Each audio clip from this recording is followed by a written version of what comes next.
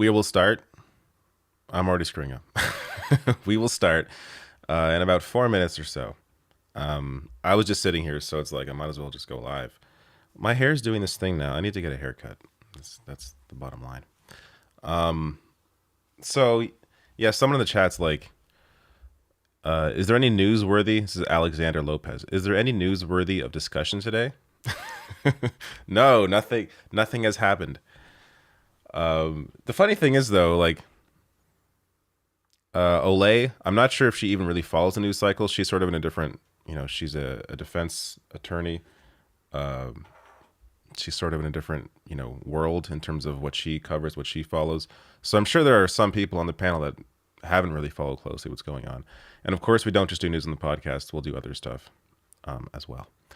But I'm just waiting on their call, and then we'll get started. So for now, let's just chat. Scott says, hair is great. Well, thank you, Scott. The Progressive Voice, I think this is some newcomer, haven't heard of him before, says, David Dole is live. That's right. I guess you got the notification. Make sure you hit the bell notification icon to get notified when I'm live. I did some research before this stream because I've heard that live streams can hurt your channel if you don't normally do live streams, or if it's not, all your content, which it isn't for me, obviously. But there's some mixed opinion on that, because I was thinking, I kind of want to build my Twitch channel just as a separate thing. So maybe I should just stream there, but that's also where Lance and of the Surfs is doing the stream. So it wouldn't make a whole lot of sense to have both Twitch streams on Twitch, or both streams on Twitch. But where'd you get the Michael Brooks shirt? From the Letterhack store. I'm not sure if he's still selling it. It was sort of like he sold it when he first made it, and then he brought it back after Lula won. I'm wearing it today because Lula was just sworn in recently. Meanwhile, Bolsonaro is grocery shopping in Florida. If you missed that clip, maybe I'll cover it tomorrow. I may even do a live. There's so much news this week that I didn't get to cover that I may even do a Rational Live if I can. There's so much I got to do, guys. I got a grocery shop tomorrow too. Like, there's too many life things I have to do that really get in the way of me just living on the internet, which I guess is probably a good thing. Okay, I think we're starting shortly. So I will once this call starts, I'm going to briefly go to a be right back screen, and then I'll come back and we'll all get started. Okay, it's starting. I will be right back.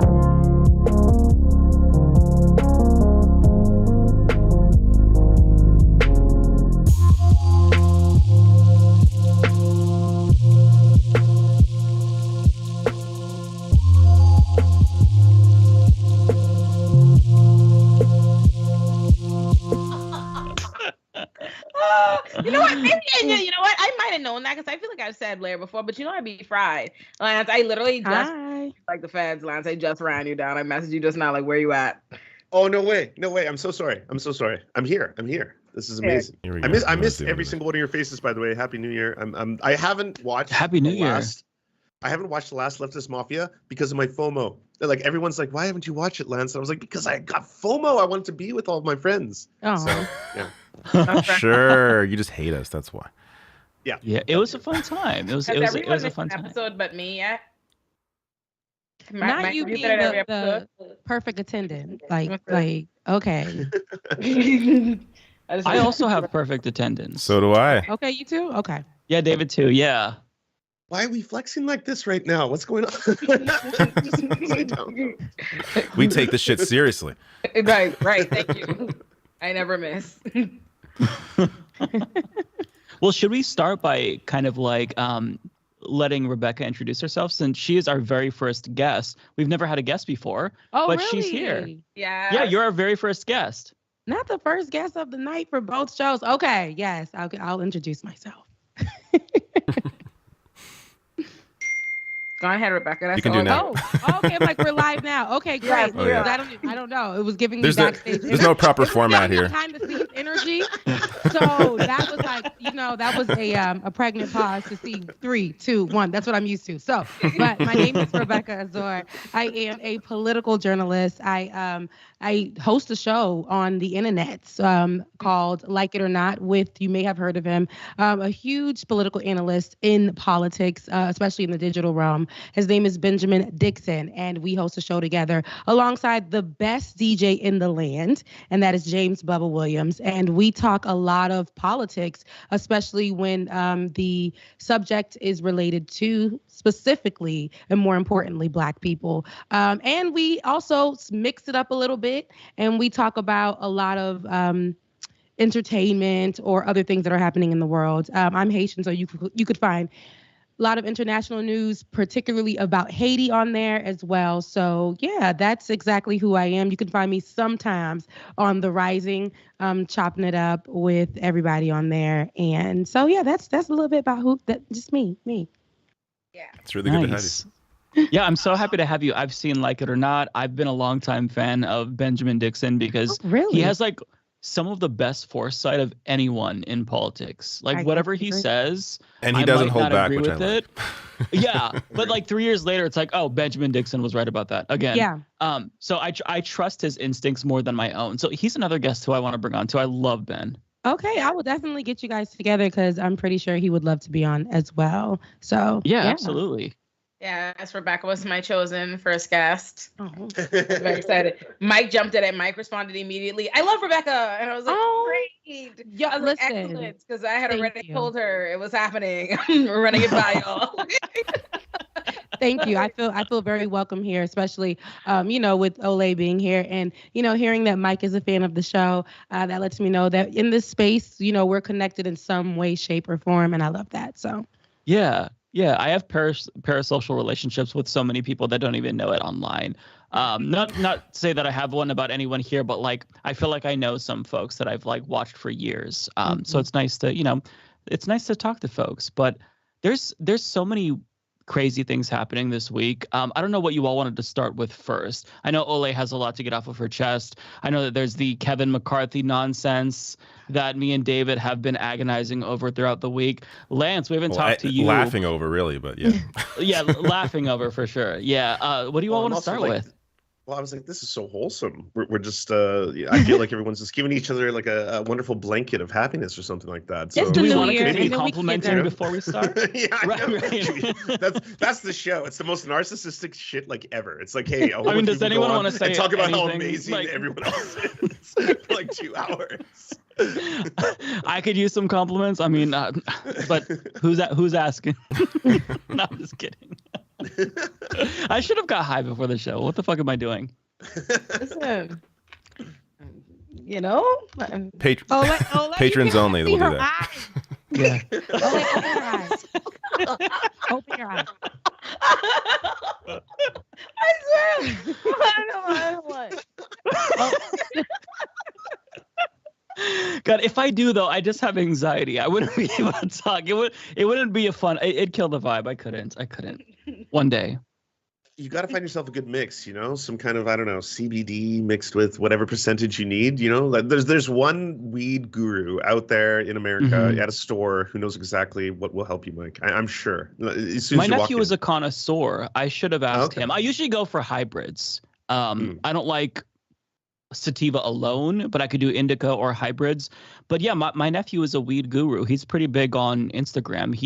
His name is Abra Dabba. And he does dab videos, and they're really creative and artistic. I would encourage everyone to check it out. He does some trick shots with the dabs. He is a connoisseur. Spell it. Abra, let me look it up really quick, okay? Because I don't know if I'm gonna get the spelling right, but he's super talented, and everything that I know I've learned from him. Okay, so it's ABRACA _ Chris, you've got so many new followers tonight because of me. _ I found DABBA. Found it. I have mutual followers done. Follow it. Look at these. Look at these bombs. These go crazy. Yeah. He like travels to Vegas. He picks them out for the shop that he helps run. Like I'm following. There's a whole world out there that he introduced me to, and it's so fascinating. It's basically an art. So yeah, shout out to my nephew Christian. Man, I could have done this with my life instead of following this shit. Right? Could just smoke weed all day and posted pics of bars. I wonder. Get critical about who could have did this with their life. There's a lot of people that did this with their life, and they're behind bars. You know, unfortunately. Right. It's completely legal in Canada now, so hopefully. Yeah, in Oregon, it's been legal since 2014. Or we voted to make it legal in 2014. 2015 is when I think it took effect. But the same shop that my nephew works at, they sold bongs, but it was just for tobacco. But I mean, you know, you can't get arrested for purchasing a bong. Yeah. So it was really interesting.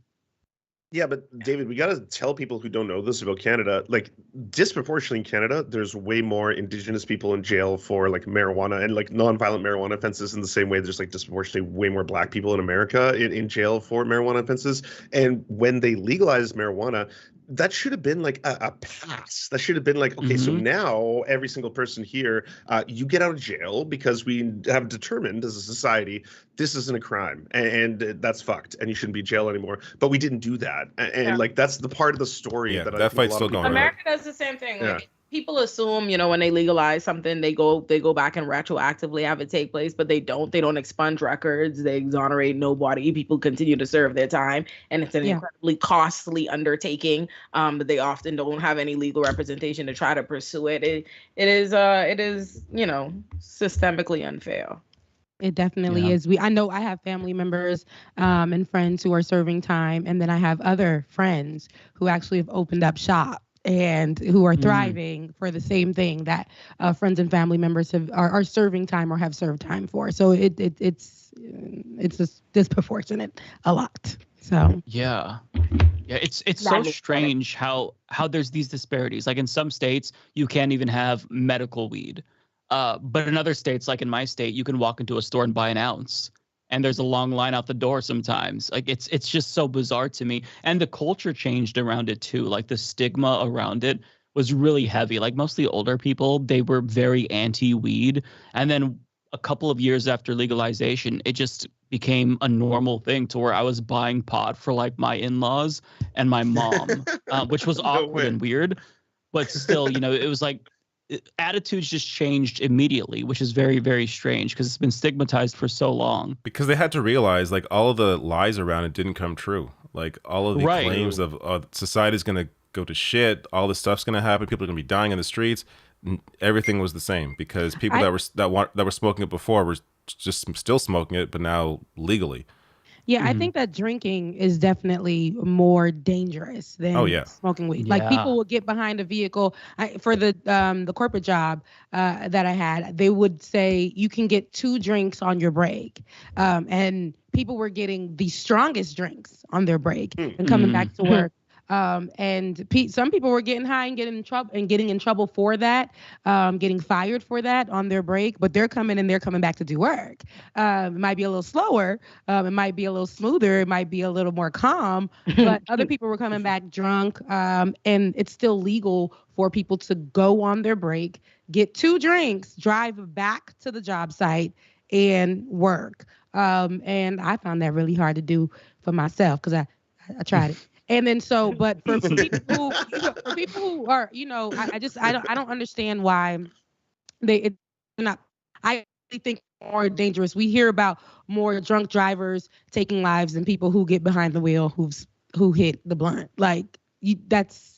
I think that they've put so much stigma on it, and especially with people who've sold it. We've always seen people who were selling back in the day, people who were selling weed to be stigmatized as people who were dangerous, thugs, and they had to be people of color, particularly Black folks, right. And pretty dangerous. Now we see who's leading that right now. Getting shops, selling weed, dispensaries, all of this stuff, and there's stocks. It's like there's stocks on the stock market where you can buy weed stocks. Yeah. Like it's not this big mystery. The answer is racism. Like it's all the difference between the war on drugs versus the prohibition the across the board. Crisis. That's the only difference. When something is associated, when they're able to associate something with Black people and criminalize it in a way, then of course it's a criminal situation. When they now see white people doing it, then it becomes a part of leisurely this. Now it's medicinal. Now it's yada yada. Different vibes. It's all the difference between how they associate us in this very criminal way in terms of weed. But then, we got the Superbad movies, we got all the Seth Rogen and Pineapple Express, and even if you think about it, right, a reflection of that, it's not as though they just started creating these distinctions in our new world that's more pro weed. No. Even when weed always had the stigmatization across the board, you would still see in Sex and the City them have Carrie and them do it once in a while. You could still see that 70s show and people like that. You could still see all these examples of white people doing it, and it's real cute, it's real fun. Nobody watched the Superbad movies and thought jail, what I mean? There wasn't a campaign to stop that, right? So the answer is what it always is. It's racism, and the funny thing about that is, how people go and how they stigmatize things. Because I always think about that, and not that I'm gonna come out as a pothead, but I'm saying you would never.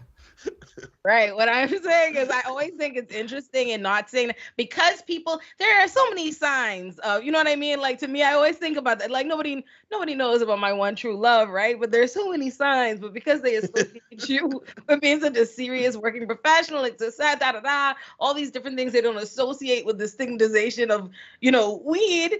You could just be there high as fucking plain sight all the time and no one ever notices. But if you suddenly said it, all of a sudden the perception, they would have all the cute, clever, funny things as a really pothead shit. They would suddenly, it's interesting how perception works that way. Yeah, and it does. And, I think,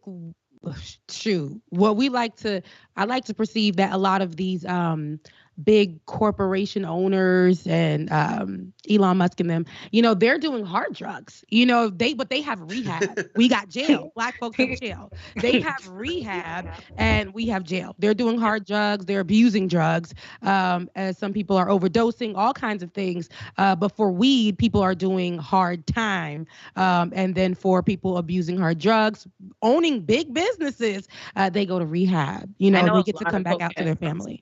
I know a lot of cokehead prosecutors, a lot, a lot, not a few, Are you gonna drop names? Is this the moment? It's no. Do your coke, baby. Yeah. No, don't do it. Yeah. Enjoy your cocaine. You should go to jail for doing or enjoying your cocaine or your marijuana. That's the whole point, right? Like at this stage, we were supposed to have flying cars. We're supposed to have a civilization where we had cars that could float in the air, and we're putting people in cages because they smoke a plant. That's fucked. That's so far from beyond what we should be doing right now collectively. We should be band together. We should have a society. Cool. Society's a good idea.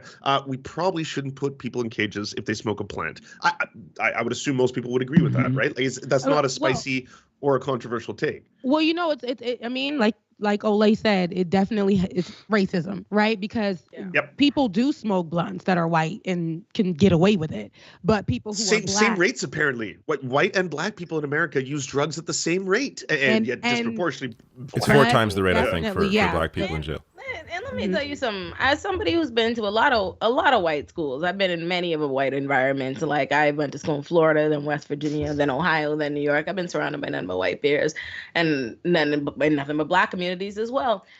The most drug use is definitely amongst the whites. I'm gonna tell you right now. Like I'd bet my last dollar and Raheem on it. Like I'd get a cat away. I'm telling you, I know. This I am certain. Like this I am positive. Drugs you never even thought about. Like I can tell you all some stories, son. Like it's very, very, very much so. And you know what's interesting? I'm gonna say not to be Captain Save the Weed. I am gonna say weed is not just for me, it's for me and you. Like it keeps everybody safe. Like, bro, I'm just like it really does. Aren't you a nicer person? Aren't you? Yes. Aren't you much more likely to let? How did this turn into a stoner podcast? It's amazing. Absolutely. I'm provoked. Yeah. And I agree. I'm not pushing back on that. I agree. Like if you're like, hey, someone's super stoned versus someone super drunk, especially if it's a dude. If a dude is super drunk, it's gonna be like, he's trying to fight. He's blah blah blah. And if a dude is super stoned, all of a sudden he's like, what's going on? Do you read Sartre or do you know who God is? Stuff like that. You got a bag of Cheetos. Like, yeah, right. Did you have food that I can eat? Deep. Out of everybody here, I probably am the one who's not, a stoner. I don't smoke, but that's neither here or there because I'm surrounded by people who do. I know my best friend's watching like, girl, you don't even. I'm pretty sure she's like, saying that. But I literally have a brother-in-law who had to do hard time because he had to sell drugs in order to make things shake because he wasn't able to get a job. And then, him coming out and seeing different businesses now all around that are owned by white folks and they're selling weed. And that's also something they're not evaluating enough. In terms of the industry is not, they're talking now about how, the places that have legalized weed, and then they talk about how this could be a business and you get licenses, but they're not talking about how they are actively preventing Black people from being able to get those licenses. And the people who've actually, the people who have criminal records or have had, because of weed, those people are not completely, ineligible to enter this industry. So the people that have been most criminalized and most suffered off an industry and kept out of it for the longest, and now the people being prevented from turning it into a legitimate business. I couldn't do it illegitimately, and now you want to legitimize it and I'm to be forced out. And that's something that's also not being studied. People are leaving it too much at, weed was legalized, great, end of the fight. When meanwhile there's an entire industry being created off of it, and white people who are profiting off of it. Yeah, they're gatekeeping. They're gatekeeping from something that we've been in, but now it's in their hands, and it's like we can't get in on it. And it's funny because I look at it the same way I look at gun control. Right? You see a lot of, especially in America, you see a lot of people who are so gung-ho on like, all right, guns are our rights. This is for us. We don't want our guns being taken away. But if you arm a lot of Black people, then the conversation of gun control will now be a thing. We've been saying, let's talk gun control. Let's talk gun control. And white folks are like, no. NRA is like, no. Everybody's like, no, especially the right. This is my right. I don't take away my right as an American. But if you arm Black folks, legally, now it's going to be, let's talk gun control. Let's start putting, let's start censoring. Let's start gatekeeping. Let's start making sure Black people are not able to get guns. Now they're going to start saying, let's put in more laws. That's just how it is. Especially I see that with gun control, and I see that with weed. Marijuana. Yeah, same thing with queer people, by the way. As soon as you see queer people getting armed, all of a sudden it's like the exact same conversation is happening. It's like, what's going on here? Why do you have all this Kevlar? Why do they have this, all these weapons? It's like, well, these are people defending themselves from a very, very real threat coming to them all the time. There's a really dope op-ed I actually was just reading by the chief public defender in Chicago, Sharon Mitchell, called there's no Second Amendment rights on the South Side of Chicago, like about this, exactly this issue. Because that's the truth, right? Like there's all this talk and celebration of guns. America is a country that loves guns. America is a country that loves violence. Literally all Republicans have made it synonymous. Their idea of patriotism is pictures of them and guns and flags, but somehow in the same breath, they will take any picture of a Black person with a gun and somehow that is a criminal image of a thug. And what has changed other than race, right? They could post pictures with tons of guns, just a small little military in their homes for no reason. But Black people with guns is perceived as this way, and it's because it's not meant to extend to us, and that is a hypocrisy that's just allowed to exist in plain sight in all of these discussions. And we saw this, right, with Philando Castile, who was shot while he was telling an officer, "Hey, I have this gun. I'm going to tell you like this thing's right here," and then he got shot because. And again, if that was a white guy, there's no way. I mean, the same scenario doesn't happen. Yeah, and while it may have happened, right, where a white man was armed, we'll see a video here and there because cops are trash, right? Olay. But we'll see a video of a white person being shot if they were armed. But if we compare that to the amount of people who are probably armed or not armed or have a cell phone or have some Skittles or whatever the case may be, being shot down, I think that, it sucks because a Black person with a gun is a thug, is dangerous on sight. Shoot first, ask questions later.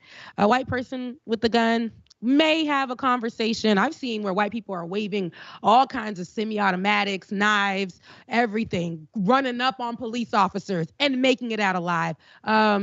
Police officers will handshake Kyle Rittenhouse, who killed 2 people. And right after the fact, Dylan Ruth killed the people in the church, then was led out to go get Burger King.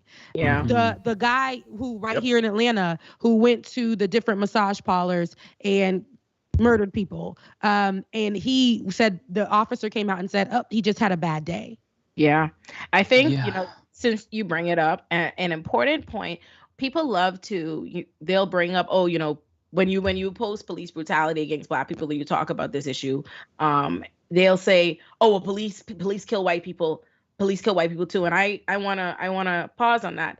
That is not a gotcha. That is actually no shit. No, that's bad too. That's also bad. It's indicative of the problem. And I'm saying to you that police brutality is not actually some anomaly, but policing in and of itself, brutality and violence is a part of it, and that we all live in a police state that endangers all of us. If I'm saying to you, police disproportionately kill Black people, and we live in a police state, and we need to do something to eradicate this injustice in our society, and you respond, "Oh, well, police kill white people too," you are recognizing the magnitude of the problem. That this is not a racial issue. This is not a Black people problem. This is a collective issue we have with policing. So I just want that to be clear. Yes, police do kill white people too.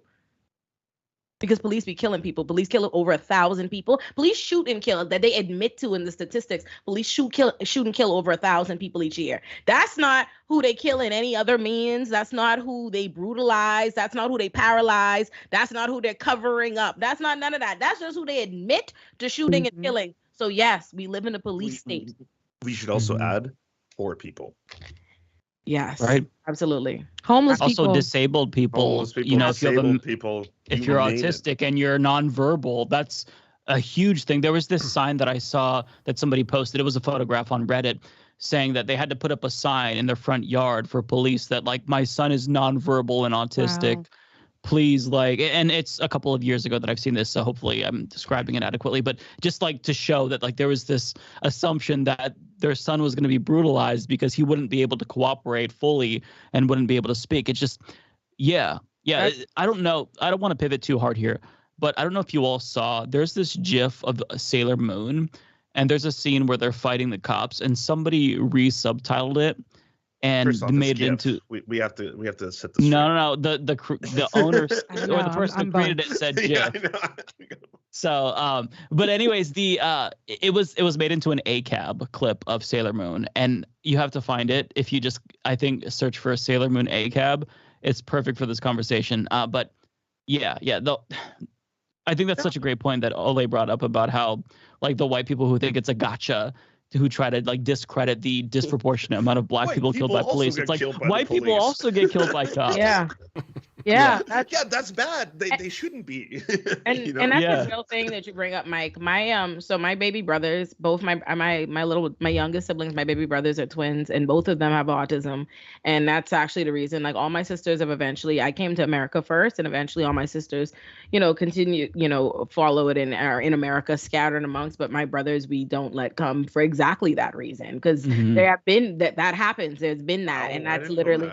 Yeah. So that is very, very much so a thing, very near and dear to my, because there aren't the resources that my brothers best need. I feel like for their they best need is not available in the Bahamas, and that's even of being of more Bahamians than your average Bahamian. It just isn't there. But the danger that they would be exposed to, I know based on how my brothers, function in society and where they're at versus how they appear. Because the thing is, it's like my brothers in so many respects are kids in many ways, and how do they act, but they look grown now. They're 21, they're like 22. They look they're tall, big black men as far as how America will perceive it, and that is just not something we can live with. That is a very real thing. Like we think about this and we ultimately come to the conclusion every time, like, no, I would not be able to sleep. I just know it's really unfortunate to be part of a marginalized group within a marginalized group within a marginalized group. And it sucks because I've heard of, people with mental illnesses, people who are disabled, people just, being shot down by police just for being Black, or just for being a certain type of way, or just for being a part of the LGBTQIA plus community. We covered a few stories, one about a 6-year-old or a 9-year-old playing in somebody's yard or playing around somebody's yard, children. And the person called the police on this child, and it was taken all the way to court. A 6-year-old who was handcuffed for some reason that had nothing to do with nothing, just playing around. 6-year-old was handcuffed, and they took that all the way to court. Her little fist could not even, her little wrist couldn't even fit the handcuffs, and they took this to court. And then there was a story that we recently covered here in Georgia, where a woman was just having a mental breakdown in her home, possibly a mental breakdown in her home, and her mother sent out the police for her to have a wellness check. Police get there, they put her in the back of the car, didn't even lock it up, didn't check on her. She's in her home, and they saw that she was inebriated in her home. How many times have you been drunk in your home? I mean, you're safe in your environment. You drunk, you probably might fall out somewhere in your home, but it's the comfort of your home. And so they seen that she was inebriated, so they decided they wanted to take her in. And they put her in the back of a car, did not protect her properly. The car doors were unlocked. They didn't check if she was secured, and she ended up falling out of the car and dying. Police officers do not care about people. They no, not at all. Yeah. No, not at all. Yeah. So we can go on with stories and stories and stories about this. It just shows how it's very systemic for people and police officers, especially if you look a certain kind of way, or if you're part of a certain marginalized group. You are a target. A target. Yeah. But yes, in pivoting times, let's pivot, girls. I miss you. So we can talk about race all day. We do it all the time. Yeah. So yes, Lance and them, y'all, please tell the people what's happening in white people politics today. Well, today we're discussing the mayonnaise flavors now. In clear politics. It's getting heated. Transparent politics. Here we go. Yeah. We got this. Hey, let's talk about the Speaker of the House, or lack thereof, and how there's no U.S. government right now. What's going on? America, what's going on? Americans, all you Americans, what's happening? It seems kind of clown. I guess that's Mike we're talking about now. I repudiate all of these Americans. Okay, I can't speak for them. No, so basically, I mean, there was 19. Now there's 21 Republicans who are refusing to support Kevin McCarthy under any circumstances. They got everything that they wanted from him. I mean, there's really no policy disagreement at the heart of this, right? There were some rules changes that they wanted, and one of them primarily being that one member alone would be able to force a vote of no confidence. and oust the speaker. He said, I'll come down to 5, which is just, that's huge, right? Because normally you need half of members. So he pivoted on that, and he said, okay, 1. We'll do 1. 1 person can, to be clear, I believe it's to force a vote to get him out, not to just to get him out completely. So they still have to. They still need half the caucus to be able to vote to get him out. But just having 1 person or even 5 be able to force a vote to remove the speaker, that would just. I mean, here. Let's be clear. They're not getting anything done anyways. but if they had an agenda, that would be everything they're doing, because everything McCarthy would do, he'd have to worry 1 person or 5 people that are basically people against him may just decide, oh, today we don't like what he's doing, so we're going to now vote him out, or push for this vote to get him out. So it would muck up the entire process. It's ridiculous. But he's lost now, what, 10 votes, something like that? I lost track, honestly. I thought he was at 11. Me and at 11? I thought we were at 11. Oh, he might be at 11 by now. I think 11's the next vote. I seen it. I was looking at it earlier. Unless it's happening it's 11, now. Okay. I think it's 11. I think I was reading the Oh same my thing. God. It's embarrassing what's happening in there right now. And then you got Big Head, Matt Gaetz, Jimmy Neutron. Oh, there you go, Charlie Kirk. Not him. Oh, There's a lot of big heads to cover. It's a lot of big heads. But on the right, it's just really I'm embarrassed. Like, I'm always embarrassed, but then I get secondhand embarrassment watching this and just seeing how Matt Gaetz is voting for Donald Trump, shouting that out, right? With his sidekicks, the stupid crew, Marjorie Taylor Greene beside him, thinking these are the people that we're voting for and who are running things. And I think that is a testament. That is so sad for America. I mean, it's literally it's us looking in the mirror. That's who's running the country. And Marjorie Taylor Greene is actually supporting McCarthy, so it was odd she was sitting beside Gaetz there and even gave him a little smile after Gaetz voted for Trump. But the reason, to be clear, by the way, the only reason Marge is with McCarthy is because she's being promised her committee assignments and potentially a big position on one of those committees. So, that's none of this is about policy. None of this is about anything actual, substantial, or real. It's all about personalities. I wish we would appreciate enough the good old-fashioned beef of that all, right? Like, there is no policy or principle disagreement there. They just don't fucking like him. And I wish, I would love to know what behind the scenes, what made him such a dickhead that they were like, fuck it. Everybody said it. Everybody's so mad that they bringing in people that have no chance of winning, just shouting out, just like Dr. Seuss. And everybody's that's how much they can't stand him. Well, it goes back to something that Olay said on episode 2.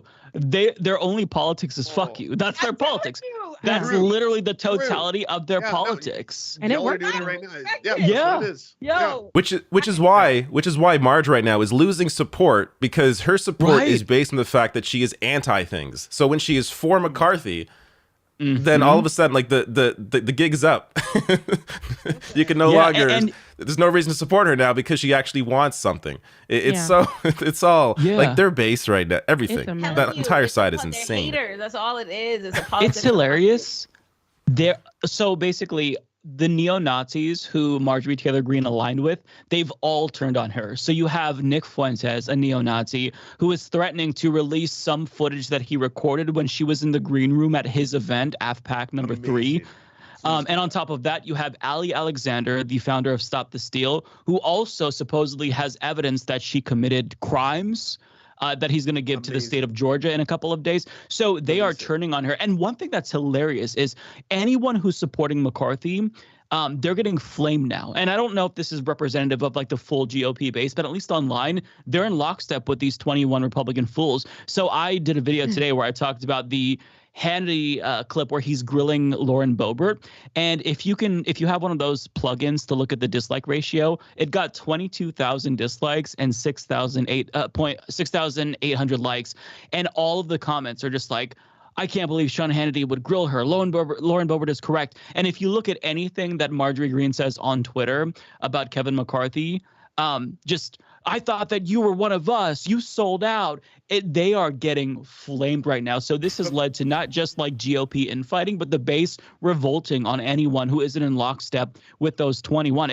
I love it so much. My one of the things I want to like express to people is like, what the fuck did you think was going to happen? If you open your house to a whole bunch of fascists and anti-Semites and fucking neo-Nazis, they're not behaving in a way that I find to be becoming right now. It's like, no fucking shit. Of course, the neo-Nazis are going to be fucking neo-Nazis and behave like neo-Nazis, and everyone's going to betray each other, and it's going to be a circular stabbing squad. That's what's happening right now. I very much so hate that. Like, just as a general, like left, right, everybody across the board, I can't stand when people like have shit like, you know, they say it in The Wire, like a man gotta have a code. Like, don't invite people onto your shows or do business with, you know what I mean? And then like be setting them up and they'd be doing Or stuff surprise. like that. Like I cannot tell you how much I hate shit like that. Like I have to be mindful of my own self sometimes. Like the other day I was like having a conversation with somebody and then they said something that I found really like, and I'm like unprincipled and fucked up. And in my spirit, my impulse wanted to be like to like repeat it to somebody. And then I was like, you know what?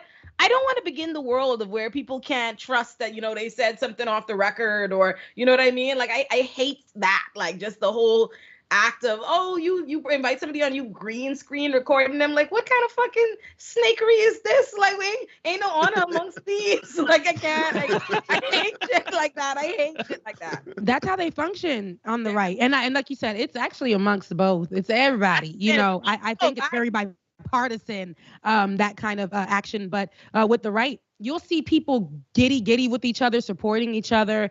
And then all of a sudden, something happens. We aren't privy to it. And then it's so much hate for this person. And it's like, no, but you were just literally on where were you on January 6th? Because you were just with this person. No, you were just where were you? Higher right check. To me, if somebody was comfortable enough to some degree to tell me a certain amount or whatever, a wild level opinion, I must also have been existing with them in a space in a manner where we're exchanging these kind of things. And I don't want to get into the world of that. Like I remember once some random lawyer like came at me on Twitter that I knew her business. Like she's in my DMs. Like I'm like, I know this bitch for real. Like girl, I know you. I could bury you. I swear to God, it was so unhinged to me that I was like, you know what, baby girl, it has to be having a breakdown because there ain't no way. She knows I have way too much ammunition money and we can't be in this world. And I just like, I cannot know people. I'm telling you, when I start seeing people move like that, regardless, if I see like, oh, you do this person's show, but you on the thing, shading them, you didn't say that to their face on there, but now you're saying that on this, you know, Rebecca, we talk, you know, as soon as I peep it, even in my own experiences, I won't say anything. I'll be on a Chandel and I'll be like, oh yeah, but in my mind, I'm like, oh, it's fuck you for life. and you have to be that way. You have to be that way, especially in these spaces, because, and you know, you have the agree to disagree type, you know, energy, and then you have it like, don't ever invite me back on this platform because the next time I come on, it's gonna get real because I let you slide on this time. But no, the next time I come on, I'm gonna be very prepared and shots will be fired. But you know, some people you really have to call out because even if they're the world wants you to side with them because they think you identify with the same party or whatever. And, you know, either you're both Black women. I've been on with a Black woman and they were thinking that we were just going to side with each other because we were Black women. Yet we were on there and she was very, very conservative. And I did disagree with her and in a manner which I had to do where it's not Black women fighting each other on a white platform. It was more so, let me disagree with her and I'll just call Olay and just talk about it on the phone. You don't want to put that energy out there, but for the Republicans, that's a circus. Yeah. Loyalty, I don't see it. I don't see it at all, but they're loyal to themselves. They're loyal to money. They're loyal to holding these seats down, not helping people. But it's really sad. We've seen what like we were talking about the left. What's her name? Kyrsten Sinema. Like Kyrsten Sinema. Seeing her just flip like that. But we've watched her not do anything or walk in any left wasn't helpful. She was moving conservatively the whole time. And for her to take the mask off and was like, here I am. And we were like, girl, we already knew. But this is how they move. Politics is nasty, but we see what's going on. We see what's amazing about Sinema is that she used to be part of the Green Party. And then she pretended to be like, she was elected being progressive, supporting I'm not sure, I don't think it's Medicare for all, but at least I believe free prescription drugs and like expanding healthcare. And like the tweets are still up. I covered this stuff a year ago when it was first really obvious she was like super conservative. And clearly like the money got to her, right? Like she has certain connections now. She's buddies with Mitch McConnell. Like it's just a complete turnaround. And then she moves to be independent because she thinks it'll save her career next time, because she doesn't want to face a primary challenge that she will lose. Based on all polling, she will get destroyed in a primary, Democratic primary. So she's now an independent. Yet the first poll that came out with her as an independent, she would get destroyed in an election between a Democrat, a Republican, and an independent, with the Republican winning out. I think they had Carrie Lake in that poll, and she wins with like by like a percentage point over Ruben Gallego, who would be the replacement for Sinema. And the Sinema's down to like 12%. But so she would be the spoiler candidate if she were to run, at least as of today, in that race. And here she used to be a Green Party person, pretending to be progressive. They're so Jesus. They make good money when you switch over. I'm not going to hold you. I've seen people that I came in with back in 2017 switch over, and they're living large and in charge. Liberals don't be like full liberals don't be making that kind of money. I'm still, living paycheck to paycheck. Listen, it's different when you get conservative. It pays. It does pay. So a lot of people do switch over, and we'll look at them crazy, but they're just to say right talking points, conservative talking points, they're getting paid for that. Well, yeah, especially from like the left perspective, right? That way you can be like, oh, well, this is a former leftist who used to be like a Bernie Sanders supporter or something, and now look what they say. But with someone like Matt Gaetz, because we were just talking about Matt Gaetz, this motherfucker is not in any way hiding in the shadows. It's pretty like well discussed at this point. This person is an alleged pedophile, human trafficker, drugging and potentially raping children, all that kind of stuff. So why is anyone thinking that this individual is going to play nice and or normal within the political apparatus, right? Like to have someone that vile and rise to those ranks, like not just Matt Gaetz, like George Santos too. I genuinely, I love George Santos. I like whatever you are. He's hilarious. Come on, run it back. Run it back. What you run it back. I got you. George Santos. George Santos, you mean like as a comedic genius?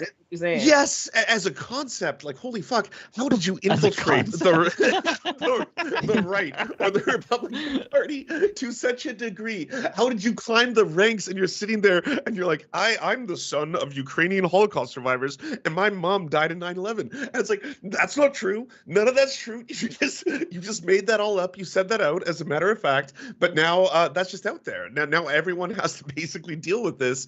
I'm so happy that he got that far, honestly, and I wish there was more. It exposed the whole institution. Like when your entire life is a lie, everything this guy, the amount of lies he's had are insane. And you lie that much and you still win an election. Like it shows you there's nothing, like anyone can do this shit. No. Any sociopath can do this shit. Here we go. White person. Any white man. White. I said this last episode. It shows any white person. This shit only happens to George Santos, Anna Sorkin, the Tinder swindler. White folk get to do shit like this. They will not give me a fucking Target gift card without running a search on me. You think they let me die? Are you fucking serious, bro?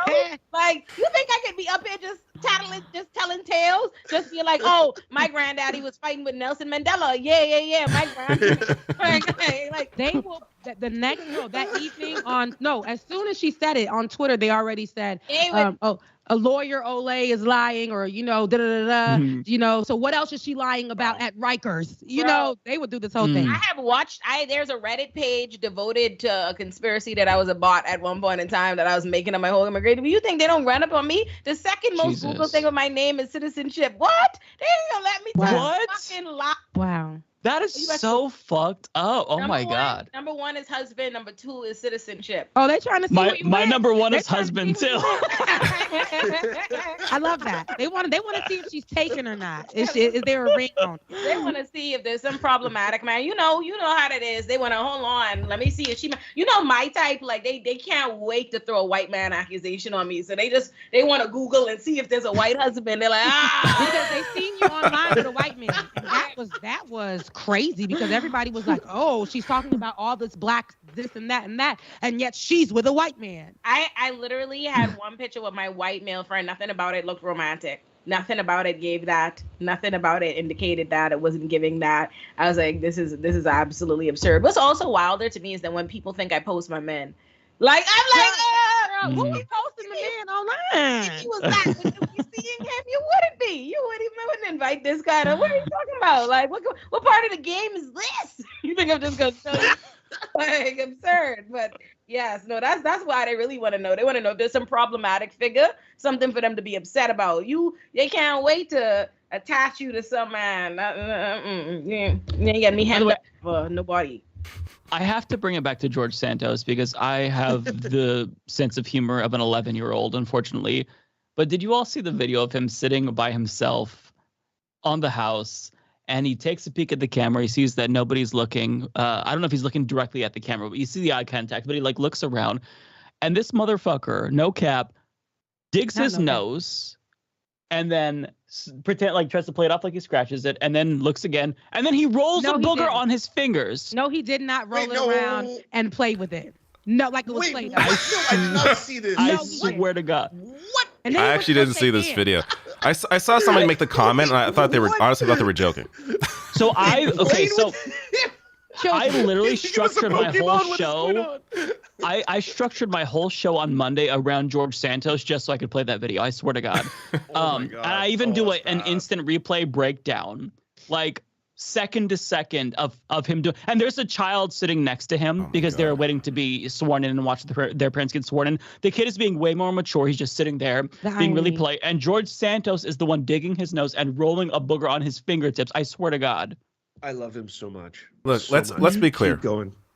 We all pick our nose. But we don't do it in public. We do it with a tissue. We do it as cleanly as possible. We blow our nose. Maybe in the shower. An hour to pull a Ted Cruz. An hour. Ted Cruz didn't eat a tonsil stone on live television until he was like a politician for 4 or 5 years. George Santos on day one. Okay, we're going to go down a really gross rabbit hole if I continue because I have so many different stories about this. But yeah, if you Google, did Ted Cruz eat a booger? My video is one of the first ones that pops up because I'm always onto this shit. Like I'm always on it. Whenever there's boogers, you're on it, Mike. You got it. It's like my special or farts, like Mike's the guy. All this shit. You know? I really need to like grow up a little bit. That's my self-awareness for the day. Like I focus on this shit way more. It's more important to me than any policy. I've got to be honest. It's the roll for me. When you are rolling it around in your hand and you are just like playing with it, just morphing it into different shapes and just your fingertips. That is the problem. I mean, he was so explicit about it. Like you see it. Like there's a clear shot of him just. And I just, it's like, I don't even know what to say anymore. Immature, they lack. That's disgusting. That's disgusting. I don't even. Ew. That's wild. I did not know it's that. So I just thought you're the welcome, man everyone. basically I'm so lied sorry. about it.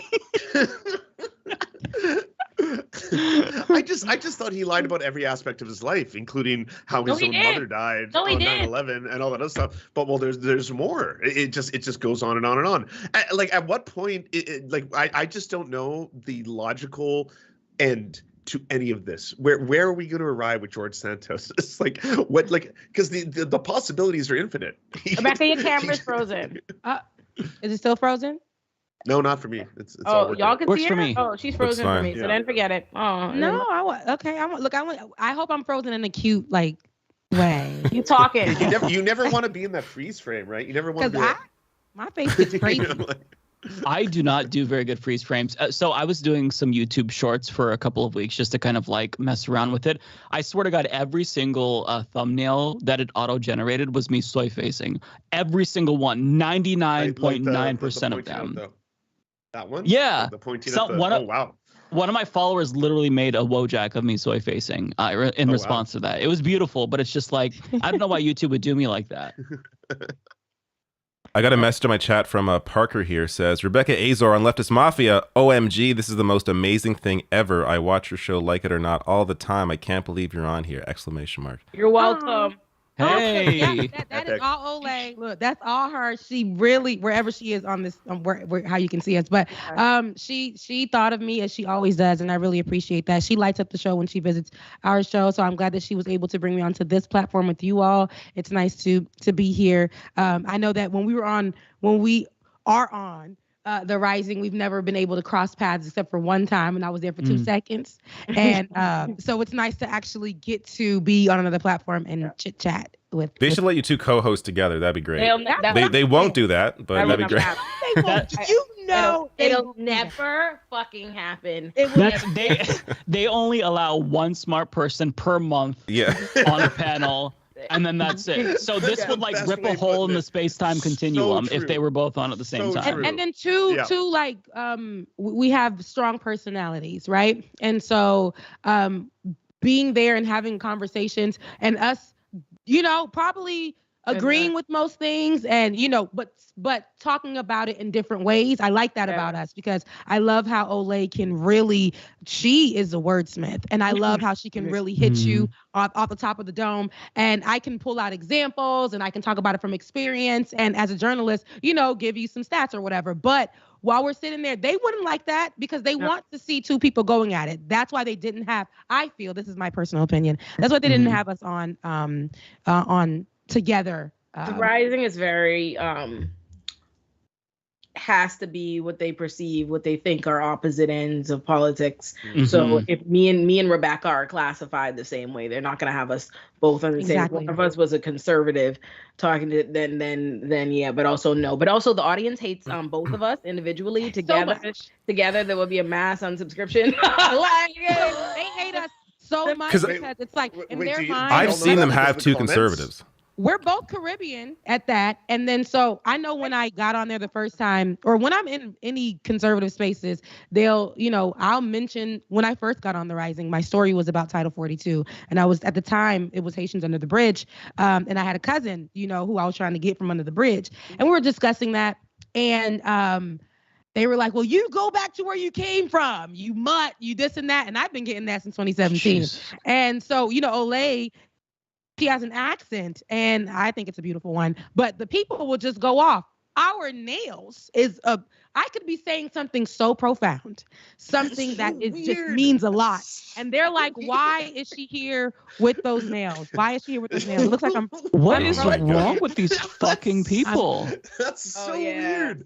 Yeah, no, they hate your guts. They really do hate your fucking guts. And it really don't ever be for some you can guess what it is, but no. In my case, I first of all, I don't look at the comments. From I figured out way back when, like, they're not gonna be fucking with my mental health. But two, they don't even. I'm telling you, the minute they see my face on the thumbnail, they hit mute on the computer and they just get to type in. They be like, I have an opinion. My opinion is about to be pronounced. What happened to my lawyer? Who let her be a lawyer? Why is she wearing that? Why is she dressed like this? She definitely think I hate exactly. Her. They just be I'm like, oh.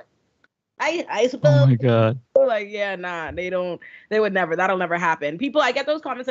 People constantly ask me about Rising, which is like, I'm like, it's not, I don't, I've done a certain amount of guest hosting there, whatever, but I'm not even there that regularly anymore. But people ask me about it all the time. And I'm like, let these dreams go, baby. It's like all these, like, they're not, it's not.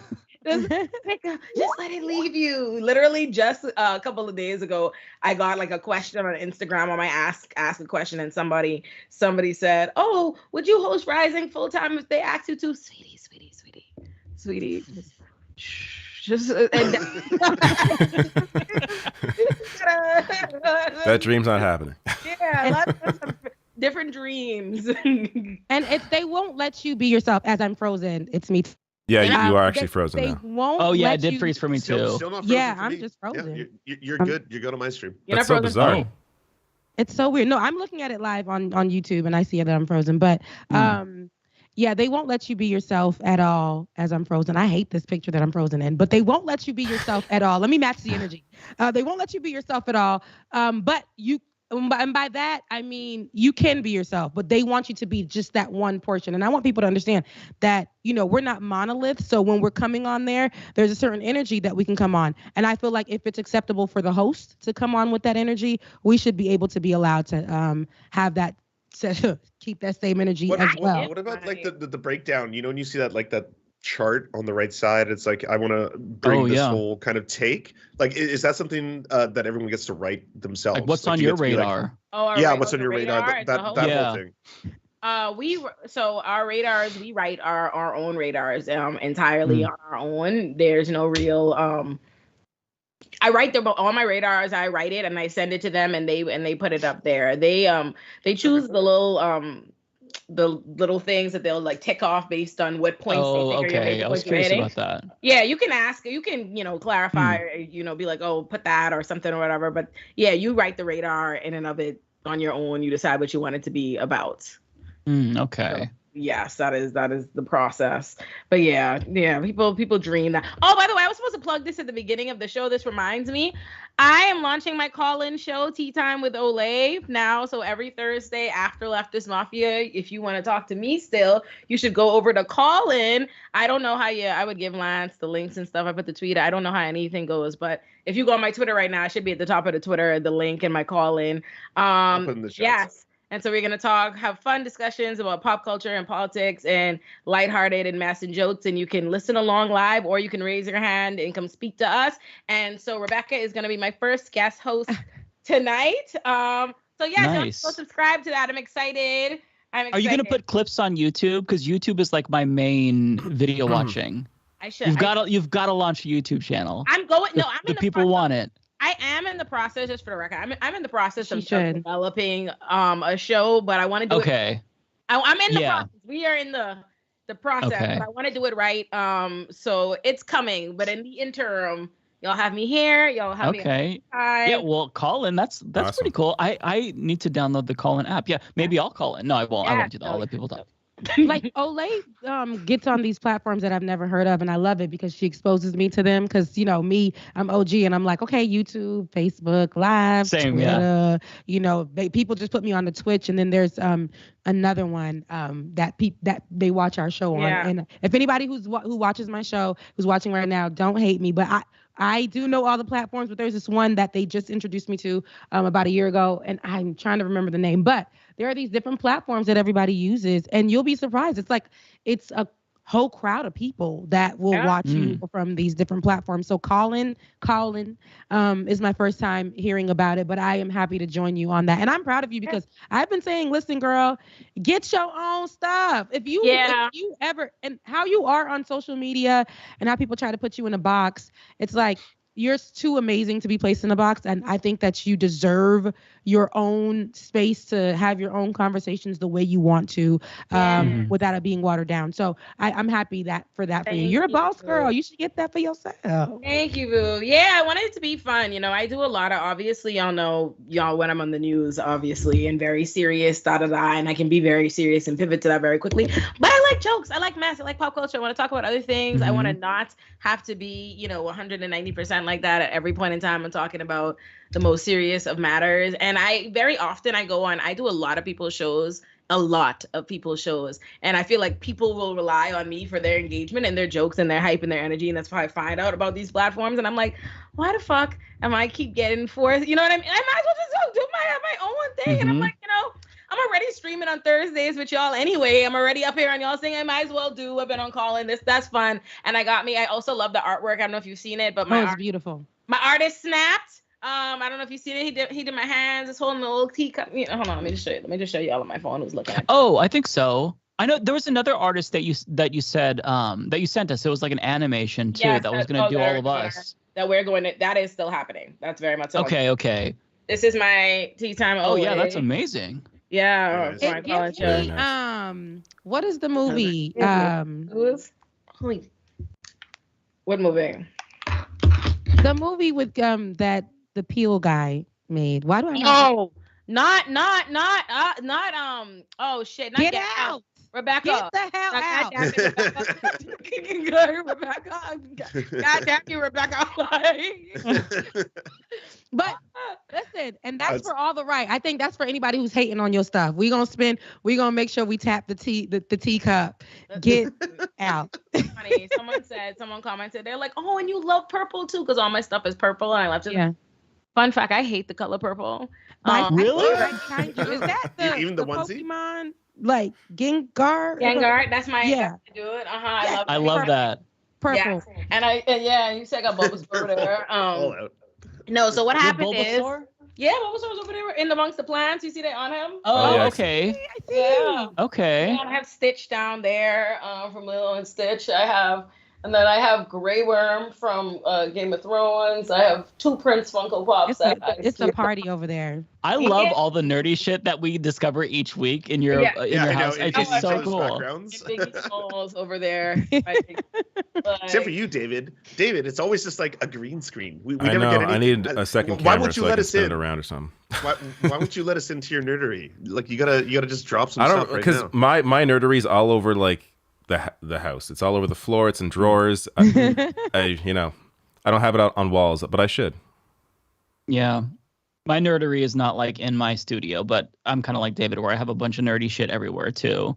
Because I love there's it. I love nothing nerdy nerdy shit. in my home. It's pretty black girl everywhere. There's a black girl, I think, on each side of my wall. It's 3 black girls right here. It's a black woman I just bought a few months back. It's a black woman over here in the corner. I have some of those too. I have some black girl art there. But my house is actually I'm a nerd to the highest order. Actually, it's funny. Like a real anime nerd to the deepest level. I obviously have murals to Dragon Ball Z out there. I love your living space with the mix of all of that. Yeah. It's very you. You have like all your anime mix and then with your black art and then it's just really nice. I like it. I blackify all my cartoons. I have like Black Dexter from Dexter's Laboratory in my room. I have Black Dexter. Black, yeah, they're black. I like how you say. I was thinking the serial killer for a second when you That's said what I was Black thinking. Dexter. No, I thought of the cartoon right away. Oh yeah, My dad says it just like that. Love it. I love the breakdown in syllables. But wait, Rebecca, you don't have any nerdy stuff in your house at all? Not a single thing? I actually, it's very Rebecca's diva. Rebecca is the original diva. Like I'm like a fake hot girl. You can be a diva and a nerd at the same time. And that's what you get with Olay. The original diva. People will say yes. I probably my space is kind of a little diva-ish, but I had if you guys know him on he's like done a lot for our show, and why am I not getting his name right now? Damn it! He draws us all the time. He drew you, Olay, me and you. Letterhack. Letterhack. Yeah. Yeah, he's awesome. He's actually he drew me as because I wanted him to draw me as Goku. This is Letterhacks right here. Yeah. Yes. Oh, He drew me as Goku. I wanted him to draw me as Goku, the Super Saiyan, and he did. Black girl in a cute little outfit, but in the whole thing, and I loved it because I grew up off that Dragon Ball Z, and so he drew me as that, and I lived for it. So that's awesome. Can you show us? Because he draws us very often in different ways, and I need to print those out and put them on the wall. Because I want to see it. I love that. The Letterhack.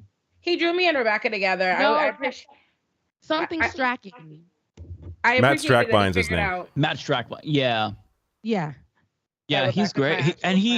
He has these really huge like almost murals that he makes of just like all indie podcasters and media personalities. That's what he did. It's He so made cool. That. And he had me and Olay sitting next to each other, and I thought that was the best thing because it was so gossipy, but it was like so like I love each other in the picture, and I was like, oh, our friends, we do gossip to each other because very often people will just lump us in with anybody, and like anybody who's a black woman, they will just, and it's always crazy to me. It like even not just the people who dislike you, but your quote unquote fans that listen to you will lump you in with people that I'm like, if you were really listening, there's no fucking way you think I like this person or me and this person is like-minded, but I don't say anything all the time. And I'm like, I That's not my homie. Stop associating with who you.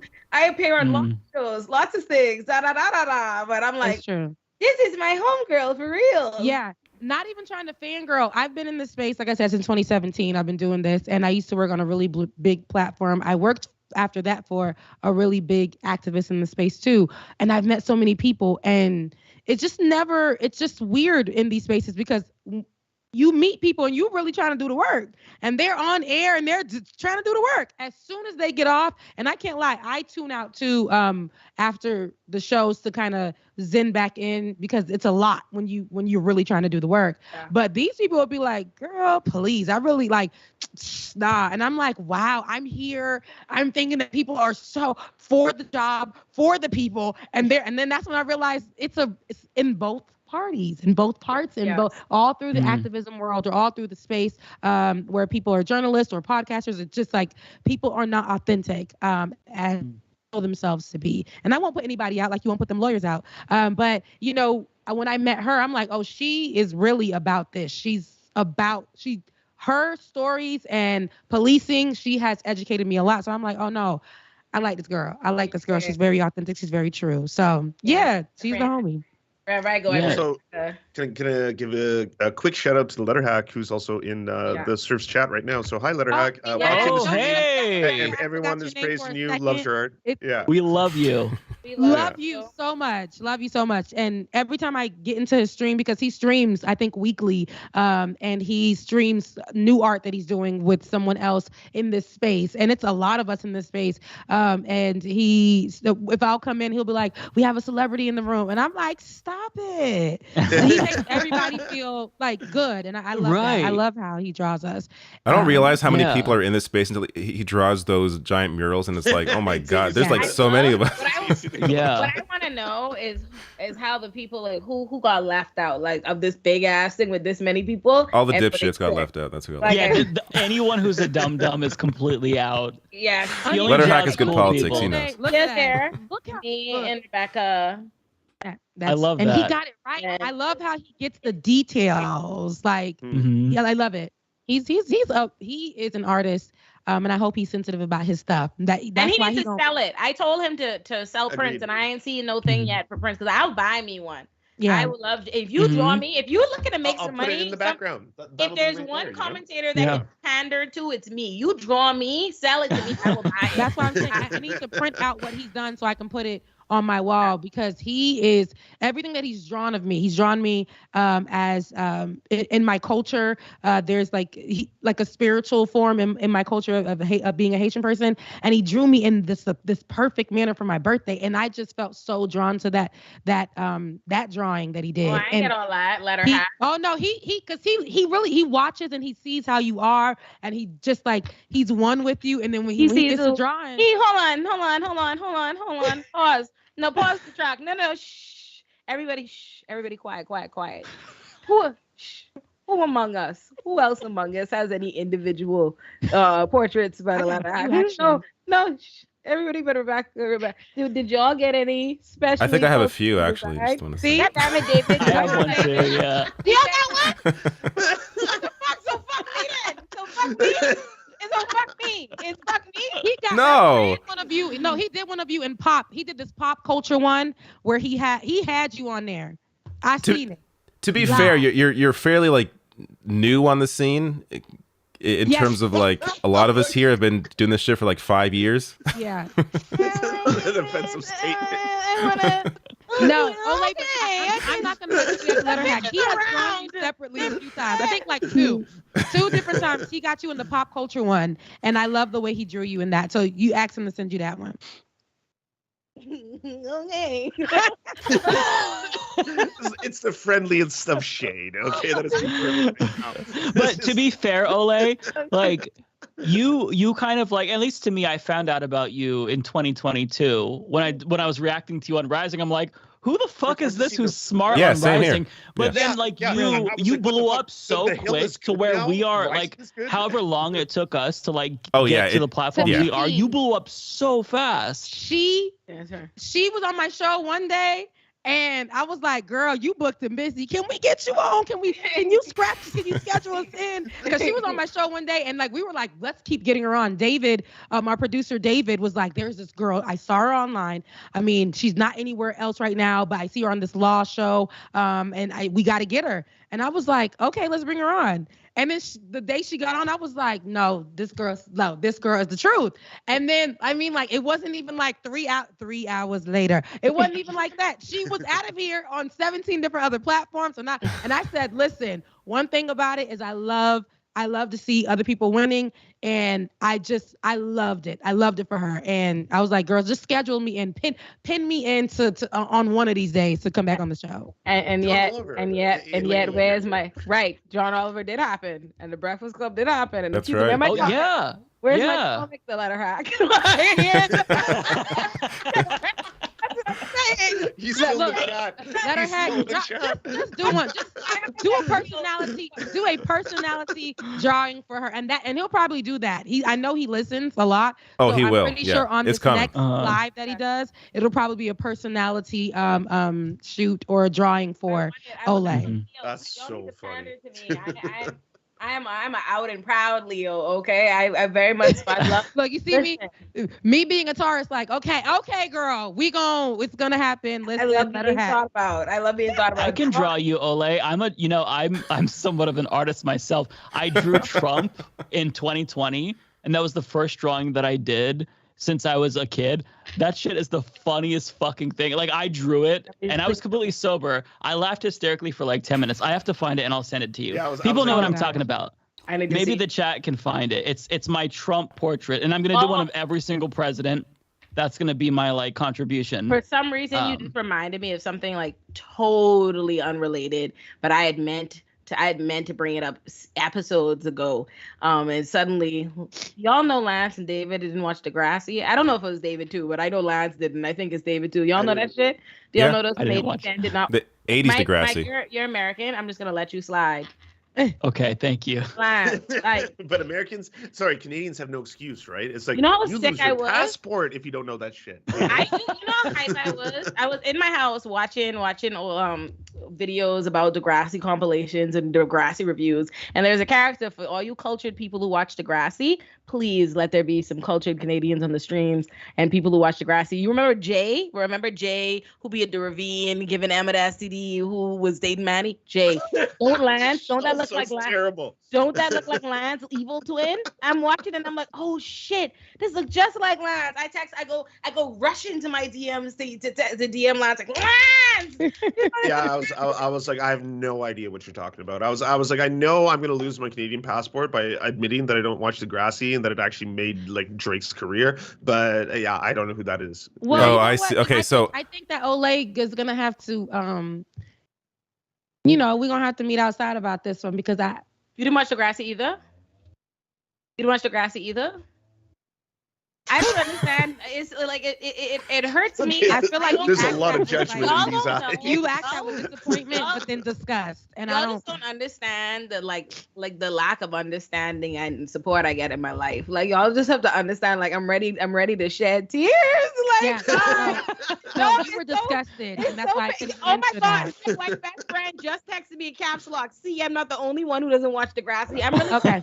No, I'm okay. Because okay, it's best friend. painful because sometimes, like very rarely do I have some white people shit that I really like, and it's not, it's not even like I don't have white people friends. I'm hosting a show with 5 white people, and I still have nobody to talk about Degrassi. I'm so sad.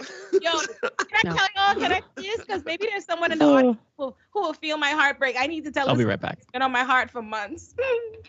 Okay, the Vampire Diaries was one of the largest. Was that not a huge phenomenon? Like, during that time, like they loved it. It was a huge thing. Huge thing. Why nobody I fucking know watched it, right? So the other day, I get invited to do an episode of a podcast with Candace King, who's one of the stars of the Vampire Diaries, like played Caroline. I'm hype. Like, my God. First of all, why does she know me? As you know me? I have been trying to find for like 5 months somebody in my life to share that with who fucking knows what I'm talking about. I'm still being met to resounding silence because these people clearly didn't watch the Vampire Diaries either. Why, bro? I can't even share. We're gonna meet you with more silence because you're going and going about it, and girl, I don't have anything to give. Yeah, nothing. Even Degrassi, I watched 80s Degrassi. I didn't watch the new one, so I didn't know who Jay was. But looking up Jay, he does look like Lance. I could see the resemblance there. Thank you very much. Thank you so much. Because Lance had the nerve, and not only did he have the nerve to not see it and not even pretend and blah blah, he had the nerve to act underwhelmed by the comparison. He was like, I mean, okay, that's an exaggeration. I don't know if it's underwhelmed. Did you but Google? I was like, okay, so I get when people are like, you look like Brendan Fraser. I was like, okay, that makes sense to me. And when you showed me that example, I was like, I don't see it right out of the gates, kind of thing. Whereas like there's I do see Brendan Fraser comparisons. more than Jay. I do. It feels like y'all saying that to me feels like when nobody knew like Hannah Montana and Miley were the same bitch. Like, you see what I'm saying? Like, I'm like, watch Hannah I'm stressed out. That like, was crazy too. Like, now my friend just typed in caps lock, bro. He does look like Brandon Fraser. I fucking hate it. I hate it. Yeah, I can see that. Look, me and best friend are right here with it. Okay. Mhm. By the way, Olay, I sent the photograph, or the portrait, I should say, that I drew of Trump. Check your Twitter messages. It's in the Leftist Mafia one. Yeah, I drew that. I'm very proud of it. Your face is so good. I wish there was a way to share it so the audience can see it too. Oh no, I'm showing it on screen on my stream right now. There you go. Everyone can see it. It's happening in real time. I've seen this drawing though. It went viral. My community was very proud of it. So like my little Patreon community, they have that as their icon now. That is hilarious. Why are you like this, sir? It's not bad though, but I can tell it's him. It's not bad. No. It is quite good. Yeah. At my first political job that I worked at, and they had Donald Trump on the toilet seat, on the head of the toilet seat, and I'm like, well, so is this meant for the guys to pee on it? Because girls use this bathroom too, but they had it right there, and they never removed it. It was there until the last day, until we left, but that thing was there forever, and I'm pretty sure it was just full of pee. It was just ridiculous. That's so I hated it. I hated that. Type in the chat shows up on the screen. I'm just gonna. Yes. I don't know. It does for Lance. It doesn't for me. I don't know why that happens. It does for me. I posted the link to my call-in. So if you want to subscribe to it. Oh, there you go. Yeah. I've also I linked to your Twitter page below this video on YouTube in the description box. So if they go to your or your Twitter page, they should be able to find it.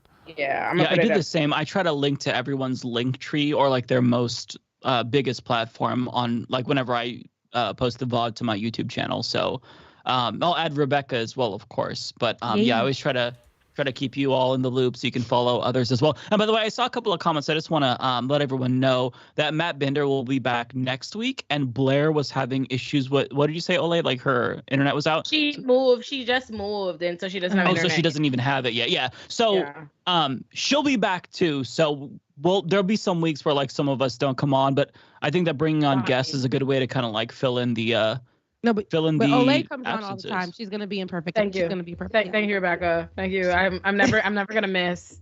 I have it blocked off on my calendar for Thursdays indefinitely for the rest of all time. Olay will be here. Yeah. Okay.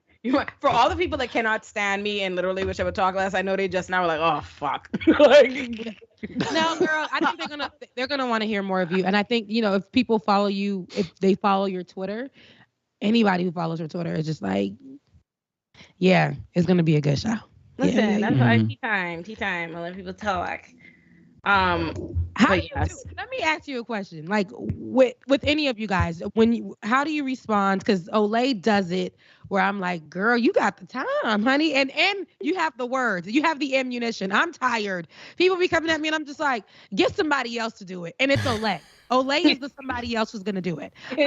But like, how do you answer back to the trolls? Because back in the day, I used to go toe to toe with them, and then I got tired, and I really don't care. But Olay will go find your whole family.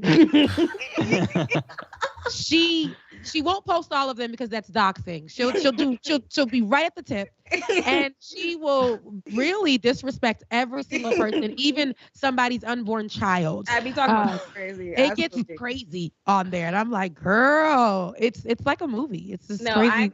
I wanna announce this to the public that I've decided to change this year. Listen, this is the year I'm not arguing back with people. And if you've noticed, I haven't. Yeah, I know it doesn't seem like a lot because we're only 5 days into the year, but there have been hundreds of times now that I've exercised restraint. Y'all hundreds. No, I'm really y'all don't understand. I'm doing so much better. You know how many times today I'm like I'm trying to not live a life of carrying on bad about everything because I don't want to annoy the shit out of people because my best friend started hating on Ari Lennox when Ari started complaining too much about people hating on her. And I maintain Ari has the right, okay? People was talking crazy, but my best friend was like that. And so now I have that in the back of my mind, like, all right, I gotta rein myself in before they rein me in. That's my one. But two, I'm just like, I don't wanna cross over into. I think Twitter and the internet can make you develop a short fuse and like perceive things a lot more harshly than you're supposed to. And in my case, I got anxiety and stress and quite literally a node from stress right here. Literally, the doctors are like, for every time that I do this, like I calcify a little piece of stress right here. And I'm not, I'm literally, it sounds like I'm cracking jokes, but I'm dead ass. I had to get a trigger injection spot here. I'm stressing myself the fuck out. Damn. So, I am relaxing this year. I am doing my best not to tell people about their ass. But that being said, how in general, my spirit is wild. I can't help it. My natural impulse sometimes is like before I even realize I do everything fast. I walk fast. I talk fast. I type fast. That's Caribbean. Out fast. As soon as I see it, I'm like, who the fuck? And then you see, and this right here, no, that's when you know it's over for everybody. It's over for everybody. Okay. But I'm being good. No, I honestly think everybody else on the show, every single co-host on the show, I think takes is more receptive to the bullshit than I am. I'm sure. I feel like I block people for saying negative. You just get used to it. Yeah, I'm in the same boat as Rebecca. I just don't care anymore. I responded to one YouTube comment today.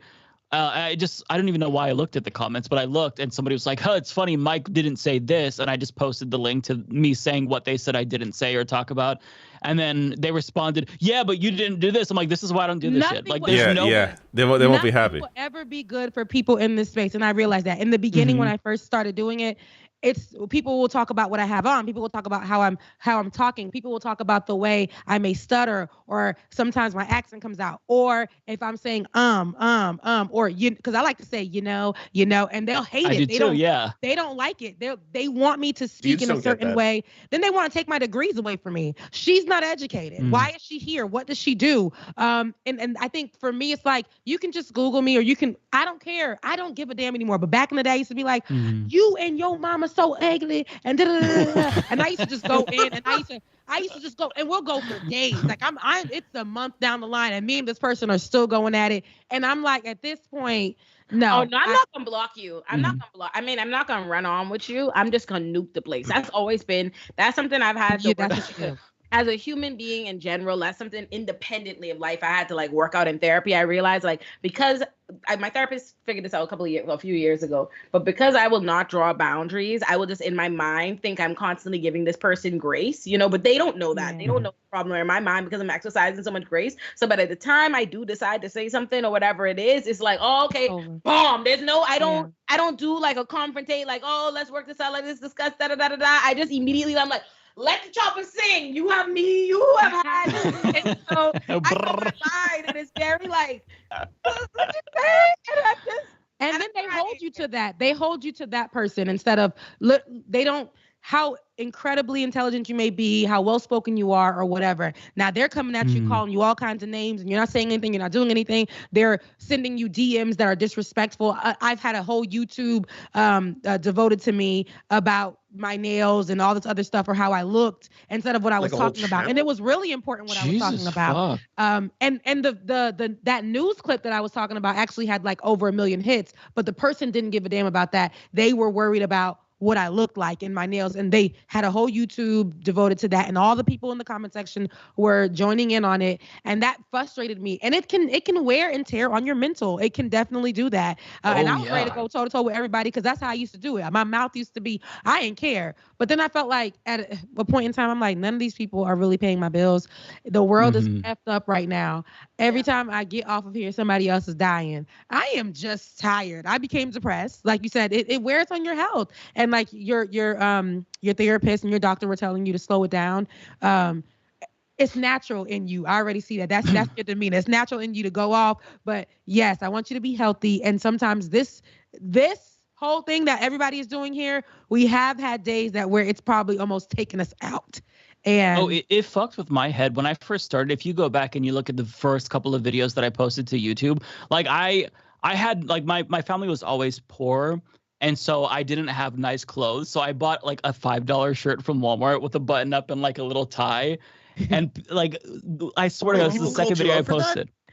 Yeah, they're like, you Americans dress so cheap. You look like a fucking Mormon. And I swear to God.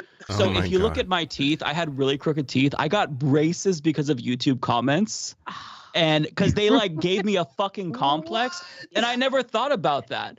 I never thought about my teeth in that way. It never bothered me, but it stuck with me so much. And so like to think that they actually made me take action to get braces. And now it's just like, I don't even give a fuck at all. Like they could say anything and it wouldn't even like penetrate my skull. It doesn't matter. But it has to be like a good critique, something that that is, you know, from an honest place, someone that isn't a troll. But if you see just a troll, like I don't, like, yeah, it's not worth engaging with it. Although if you are to engage with it, I think the best way to do is the way Olay does it, where it's one message and done.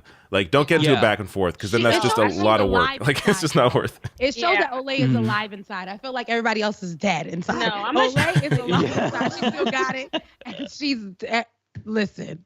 Yeah. And the difference though between Olay and I think like myself at least, I can only speak for me, is that I feel like you have the confidence. And if you're engaging with confidence and they can't really like tear you down, there is a difference. I mean, it's still gonna wear on your mental health, of course. But like for me, I didn't have the confidence. So it's just like, oh, they say that my voice sounds faggy. I'm like, do I talk like this? Like I don't know what to do about that. You know what I mean? It gets to you. No, confidence very much so is a real thing. And I've assessed that of recently. Like I realized, and thank God, honestly, because it wasn't always, it's not like my entire life. I think like I've never had moments or anything like that. But I will say, I do realize that I genuinely, a lot of the things they'll go to say, it's like, I actually just dis-a-fucking agree. Like they'll be like, they're like, I saw a comment that someone DM me, or I saw a comment, they were like, I fucking hate, I'm trying to watch the video, but I just hate her hands. I hate how they're just her nails. And I'm like, oh, I really think it's really wavy. When I watch my videos, I love my nails. I love my hands. I love the whole energy. When they're like,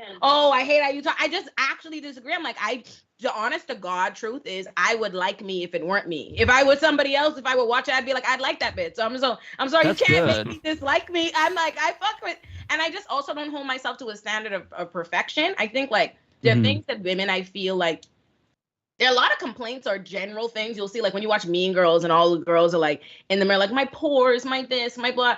I've never been like that. Like there's certain things that I just generally expect. Like you're gonna have cellulite, you know, stretch mark. Like who gives I don't give a flying fuck. Who the fuck is holding me to this standard? I'm like, listen, I'm just trying to be fly. Like, you know what I mean? I'm fly. Like I'm not in a world where I'm trying to be the flyest bitch on earth. I'm the star of my own life movie. I'm always gonna be the center of attention and focus. I'm in the main character. I'm the main character. Yeah. So my brand, the fly, is the fly that I care about. You know what I mean? I'm like, oh, someone's gonna think I'm real dope, and other people are not, and that's fine. You know, where I'm trying to walk the line of, I think, in public figuredom is I've always been of the mindset, and this works in the real world when you're not being consumed by thousands of people. But I was always of the mindset that people don't have to like you; they're not gonna like you. But and you have your right to say and think whatever you want about me. But if you say it to me and I hear about it, you're gonna have a fucking problem.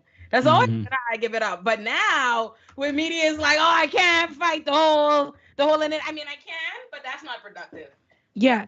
And I think that too, like it doesn't, this is what I've learned throughout the time. It doesn't take away from who you are, what you're doing, what you're standing for. People will try to strip that from you, from what you look like. Rebecca wears these long nails. I've been wearing my nails like this since I was 15 years old. Never changed. When I was in college, they tried to tell me to do it differently. I did it for like a year or two and absolutely hated it and reverted back to having my long my long nails and curly hair or straight hair or braids or whatever I chose to look like. And I still was delivering the message as I should. I still was reading the teleprompter like I should. I still was bringing in the numbers for the company that I was working for. So, but people were so stuck on what I look like. And then they would follow me, and I never hid how I looked outside of the show. I might dress like this on the show. Of course, that's professionalism. And outside of it, I will be in the streets wearing what the hell I want. And the people get upset about that. We have lives too. We are who we are. Yes, exactly. Did y'all see the Reddit devote that I discovered in the weekend devoted to just my bikini pictures? Y'all are sick. Wait, y'all are what? sick. Y'all, No. Sorry. Reddit What? thread or like entire Reddit section? Let me find it. Come on. Like a whole server. Oh, I think we should also add, by the way, just when speaking about how people disparage one another and try to fuck with you online for everybody. There's so many different terms, especially from I find right-wing communities or really angry far-right people online that actually hold no power. Like if you're like, hey, you're shitty because you're autistic. You're shitty because you're trans. You're shitty. Like people have called me multiple times, like a big-lipped trans lesbian and things like that. I was like, none of that hurts me. Like none of that is an insult. I don't like every single thing you've just said is not a bad thing. So okay, having lips is a win for you and your people. Please, that's they're full and they're full. I just want to stop right there and pause that. We did it for the white people. You got that right, and they're full. Yeah, we have. So we'll give you that. A win is a win. A win is a win. Right. Fellow white people, we did it. We did it. Well, one thing that I've got to add though is that confidence is so important because these people, if you're online, this goes for people even without a platform, they're just going to hate you no matter what. So even if you correct something that they criticize you about, they're still going to find something else. They'll never be satisfied. So you just have to represent yourself and be confident in who you are.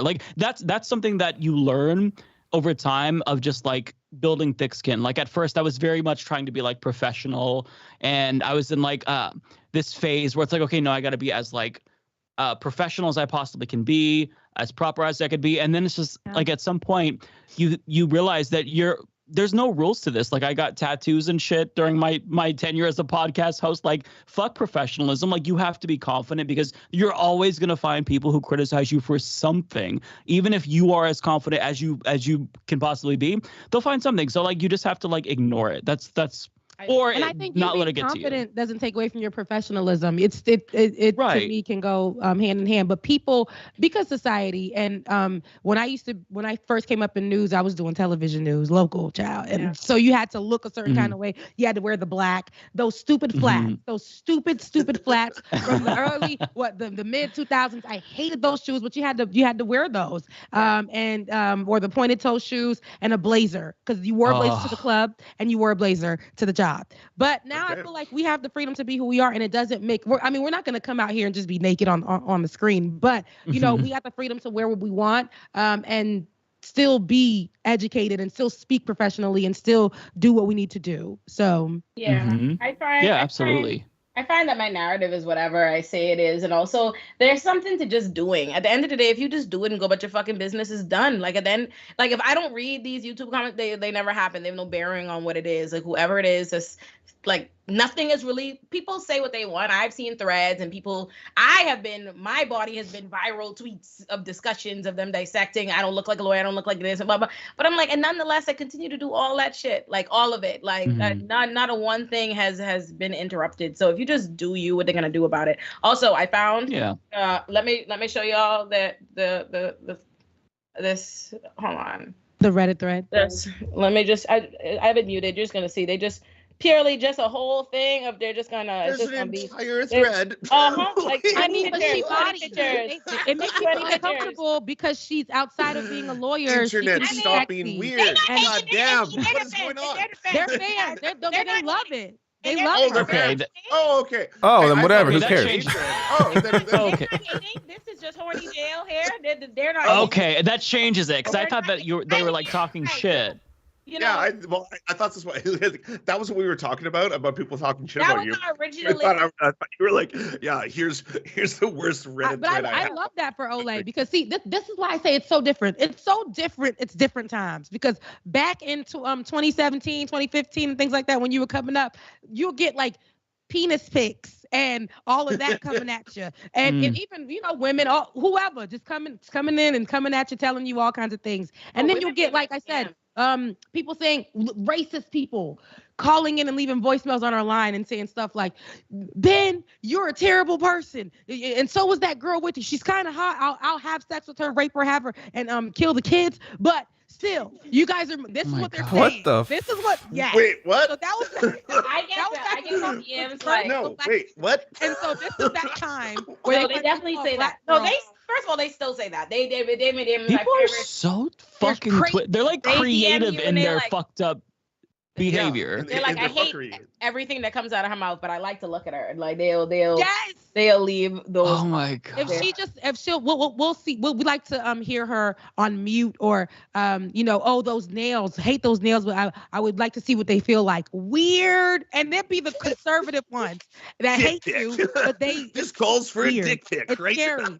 It's scary. The thing is, it's just like you can't adjust yourself to their lens because the way they see. I think because I've seen myself reframed in so many different lenses and narratives, and I'm the same one person, but I constantly see myself perceived and assessed different. I realize like I can't contend with this world and system because for me, I don't consider myself like the other day I saw them having a whole debate that I have a hood rat persona or my whole this, or they'll be talking about my aesthetic or making me out to be ghetto or whatever.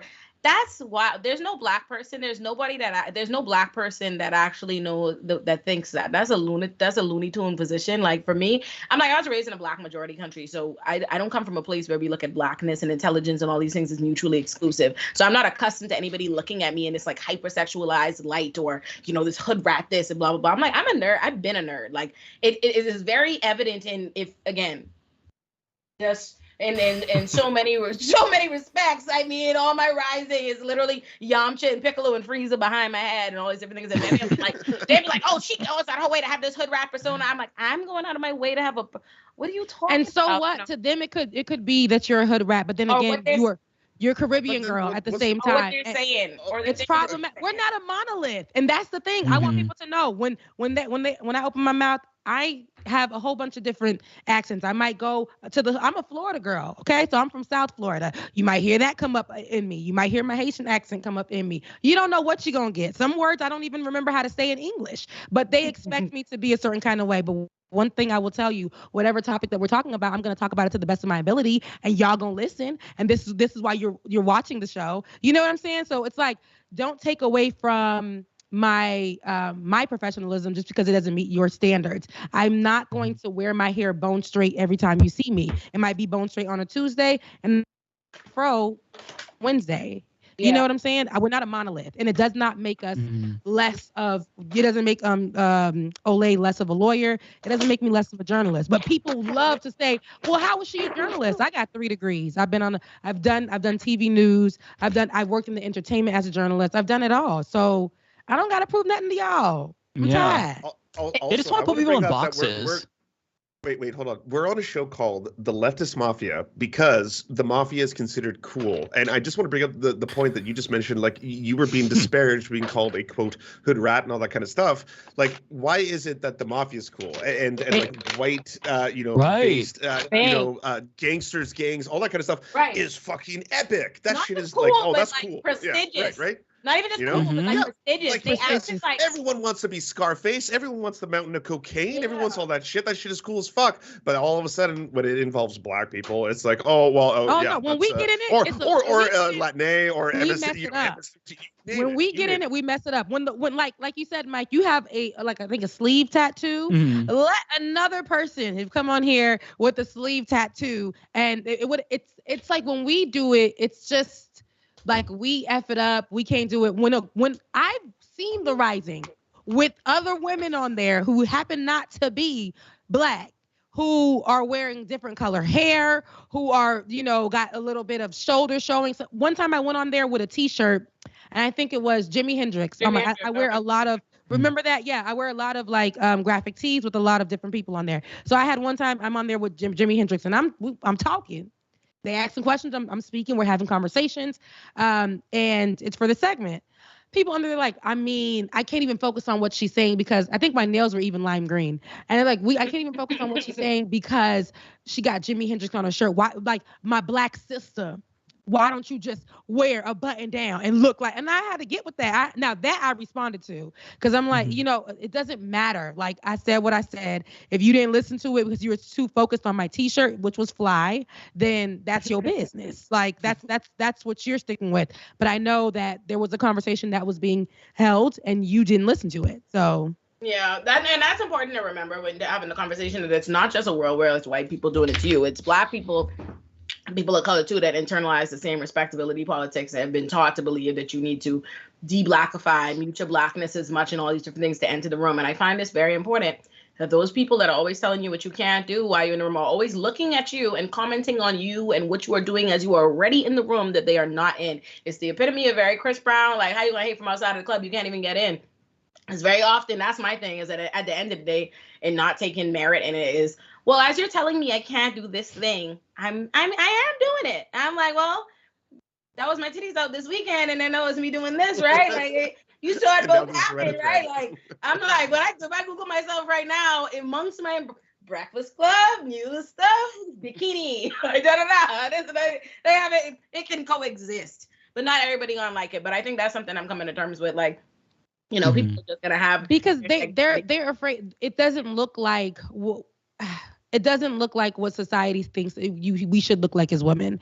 We're not presenting ourselves that way, especially in these spaces. And so it becomes problematic to them because we're not fitting the mold, right? Now, if any one of them other women that are very problematic in this space that happen to be white women do anything else, it's not going to be a problem. They're not going to be like, oh, she's on the beach with the bikini or whatever. It's because Olay is full figured, and it's problematic for everybody to see that. So, and I think that's wild to me. I think that's wild. To shoot a little bit of a bail, I will say, you do something enough, the world does get used to it, right? Because I definitely do it, right? I get it off. There's some level to which, as much criticism as you get, I will say, I do receive an overwhelming amount of love and support from people that do appreciate that you live in your truth and in your space. And I'm sure there are a lot of people, there are a lot of people that follow me and like me that I'm sure wouldn't have liked those things or would have felt criticism for it before they decided, they follow you and like you and they get used to it and they come around to those things. So there's also a level of people not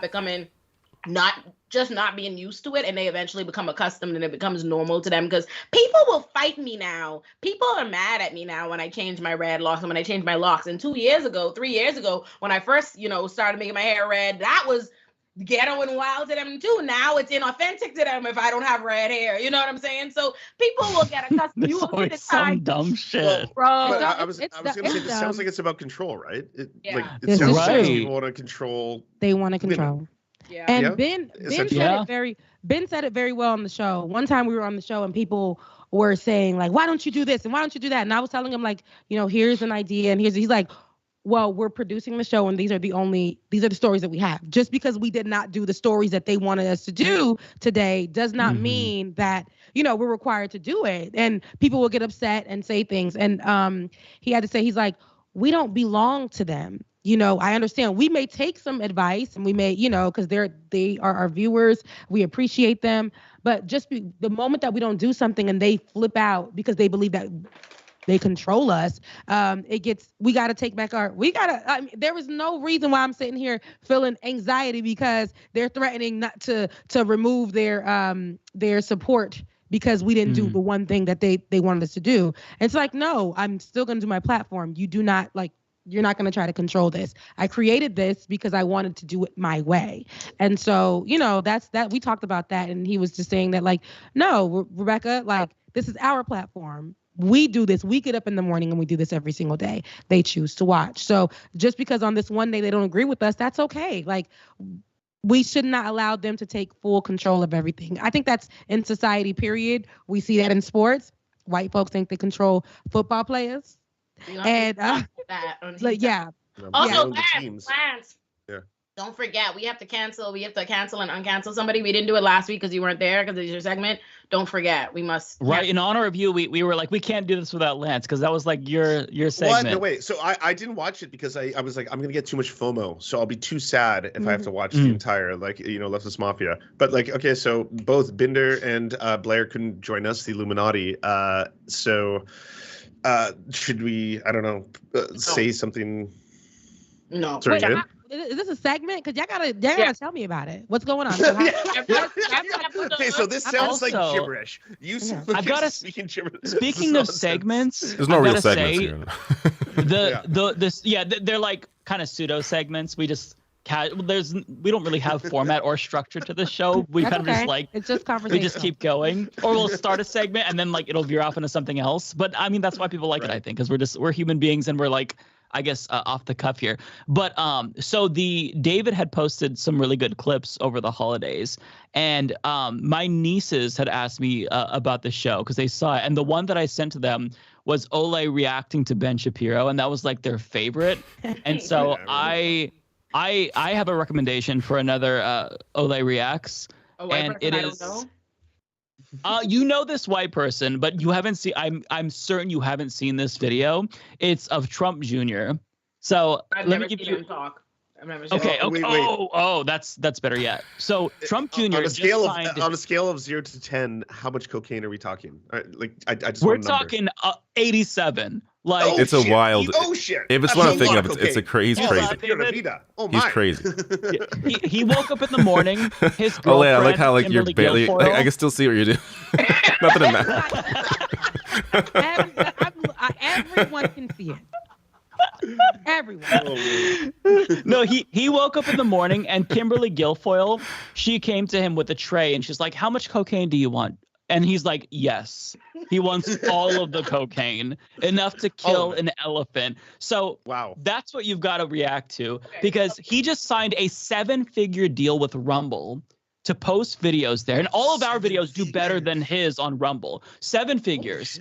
That's the platform that's funded by Peter Thiel, just so you all understand. Yeah. So this is what failing up looks like. Let me link you to the specific video that I had in mind, because Good Politic guy, shout out to him, he shared it, and it was just, I mean, I've seen some really bizarre Trump Jr. videos, but the cocaine in this video, I just, like, I was at the edge of my seat thinking his heart was going to explode through his chest. It was that, like, I'm not exaggerating. So let me find it. I'll put the link to it in our chat. I sent the link to my friend who I thought would laugh at it, and he replied, "I can't believe these people exist." Like, he was just like depressed by the video. His soul like died. Let me see. Would you say it was every 1980s movie boardroom, like every single one, sum total? Every movie made in the 80s. That even. Like the amount of cocaine that was necessary to make every 80s movie. That's what we're about to see. Combined, yes, concentrated in this clip. Okay, here we go. Okay, I'm sending the link. So you haven't seen it too, then, Lance and Rebecca. Have you seen it? No, I haven't seen it. This is kind of the latest viral one. Yeah. Oh, this is gonna be good. I wish that we could watch videos in here. Like, we should use like StreamYard or something where we can do that. Yeah, that's what I use. StreamYard, you can definitely watch videos. Maybe next time. And that'll make it like 10 times easier. Okay, I posted it in the Leftist Mafia Twitter chat. But yeah, it's so good. I'm sorry, I didn't mean to derail Lance's segment, but I had to bring up the Trump Jr. thing because I really wanted that to be the number 2 Olay React, if I can make requests. Yes, I'm not. So I'm ready. This is gonna be one of those like, should we just do countdown 3, 2, 1, and I hit play? Sure. Yeah, I think that works. Wait, you can play the video? I can on my stream, yes. Oh, we can't see it though. Okay, shit. Yeah, maybe we should switch to StreamYard, because then that would like change the entire dynamic of the show. We would be able to watch videos and read articles. Yep. Yeah. And react. It's the best thing that ever happened to me. Yeah, that's. You know what? I'm gonna re-up my StreamYard. And donate them to leftist causes rather than giving them back to investors and all of that other stuff. Wait, it's already happening. Who was wrapped up in that scandal? She ran a fund that was involved in it. A close colleague. And what you're all not seeing is the hand movements. Ellison is now pleading guilty, saying she knew what they did was So she knew what they did was illegal, but the Washington Post is still to make her into a victim. Okay, that's a lot of cocaine. Yes, that might be the 1980s. That might be that's Scarface. Like that's every 80s movie in one right there. Headlines from the Washington Post in the past. My dad took out. It was leading ISIS. He's an Australian. Not a murderer. He's a rat. This is the Washington Post. This is another Washington Post. Before the FTX collapse. What do you mean before the FTX? That's the title. That's the headline. That's not what everyone. Such a good guy. We should make sure he gets off easy. And guess what? He probably will. Unlike you, or certainly not me. Not unlike. Hold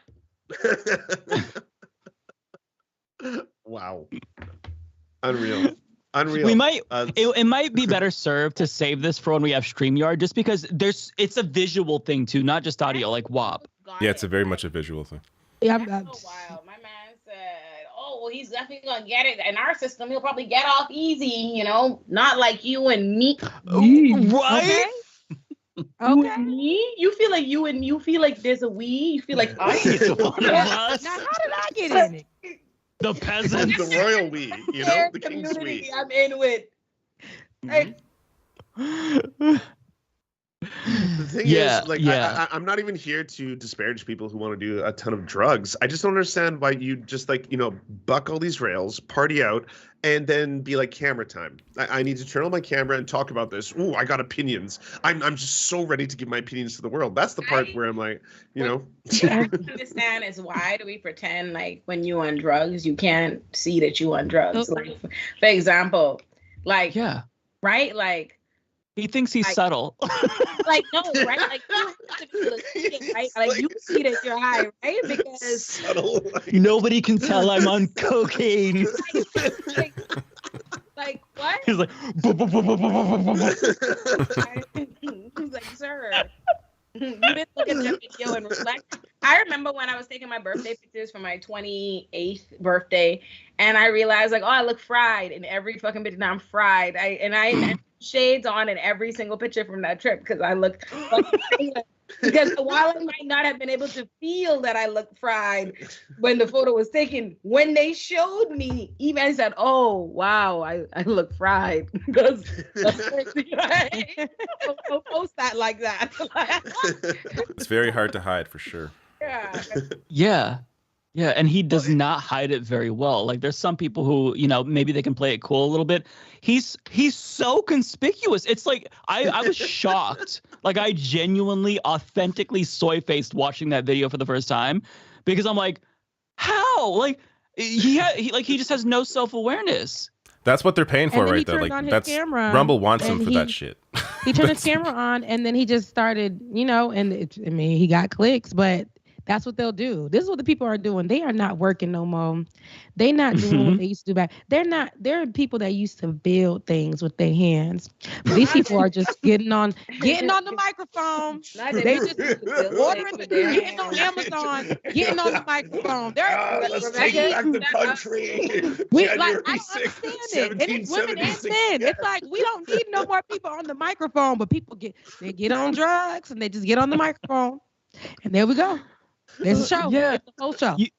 You want to know what's so crazy is that all the clips of the left sharing the videos reacting to him being coked out get exponentially more views than his Rumble videos. So I looked at his Rumble channel. I did a video on this. It comes out tomorrow, so feel free to watch it, folks, if you are subscribed. Anyways, so his videos, like, they struggle to hit 10K views, which is very low engagement. Rumble paid 7 figures for that level of engagement. I mean, some of them pop off and they get like 50K sometimes, but like he can't even hit 10,000. And that's crazy. It's just another I think more evidence that the meritocracy is real. Raheem gets more views than that. Yeah, Raheem literally does get more views than that. He does. He 100% does. Raheem definitely gets more views than that. Like, chilling. He should get a 7-figure deal from Rumble. He don't even got a meow for that kind of views. That's really crazy. Like, no. So who are we canceling? Who are we canceling? Yeah. Oh, I thought we were canceling Matt Binder. Oh yeah, did we cancel Matt? For not following me on Twitter or following Olay on Twitter. Matt doesn't know half the cast, the half of the co-host of his show. Canceled. Canceled. Officially canceled. I've been on Matt's show like 3 times. He's been on my show twice. He follows like Crowder, all the worst fucking people in the world. Does not follow me. He does not follow me. Let me go find out who this is. Okay, hang on. Okay, wait. Okay, so Rebecca, you have the power. I would say as our first guest to uncancel someone. Who do you want to uncancel? Who's been canceled that deserves to be uncanceled? No wrong answers. Oh my God, that put me on the spot because I have. It's a lot of power. But yeah, I'm it's not a lot of power. You have all the power myself. right now. Who do you want to uncancel? Listen, I'm not in the business of being canceled myself, so let me tread lightly. Because you don't want to cancel and get canceled. So I would like to present. I don't even know if you guys know her. Well, you probably do because it was a whole scandal years and years and years and years ago. But I want to get this sister out of bondage. I want to free her. Chrisette Michele. I need the first episode when they brought it up. I fucking said Chrisette. I was like, no, nobody. And I was like, you know what? Nah, let me choose somebody they know. You know, I went to free up. I went to uncancel Chrisette because I said, yo, we got Chrisette the fuck up out of here. But we've let all kind of coonery and Trump. But that being said, explain to us. Yeah, please explain white this. people, please. Okay, I'm googling her now. She's an R&B artist, jazz style, very huge at the time. She did a song with Rick Ross that everybody knew, but she has her own album that where we all the girls, back in the the mid 2000s.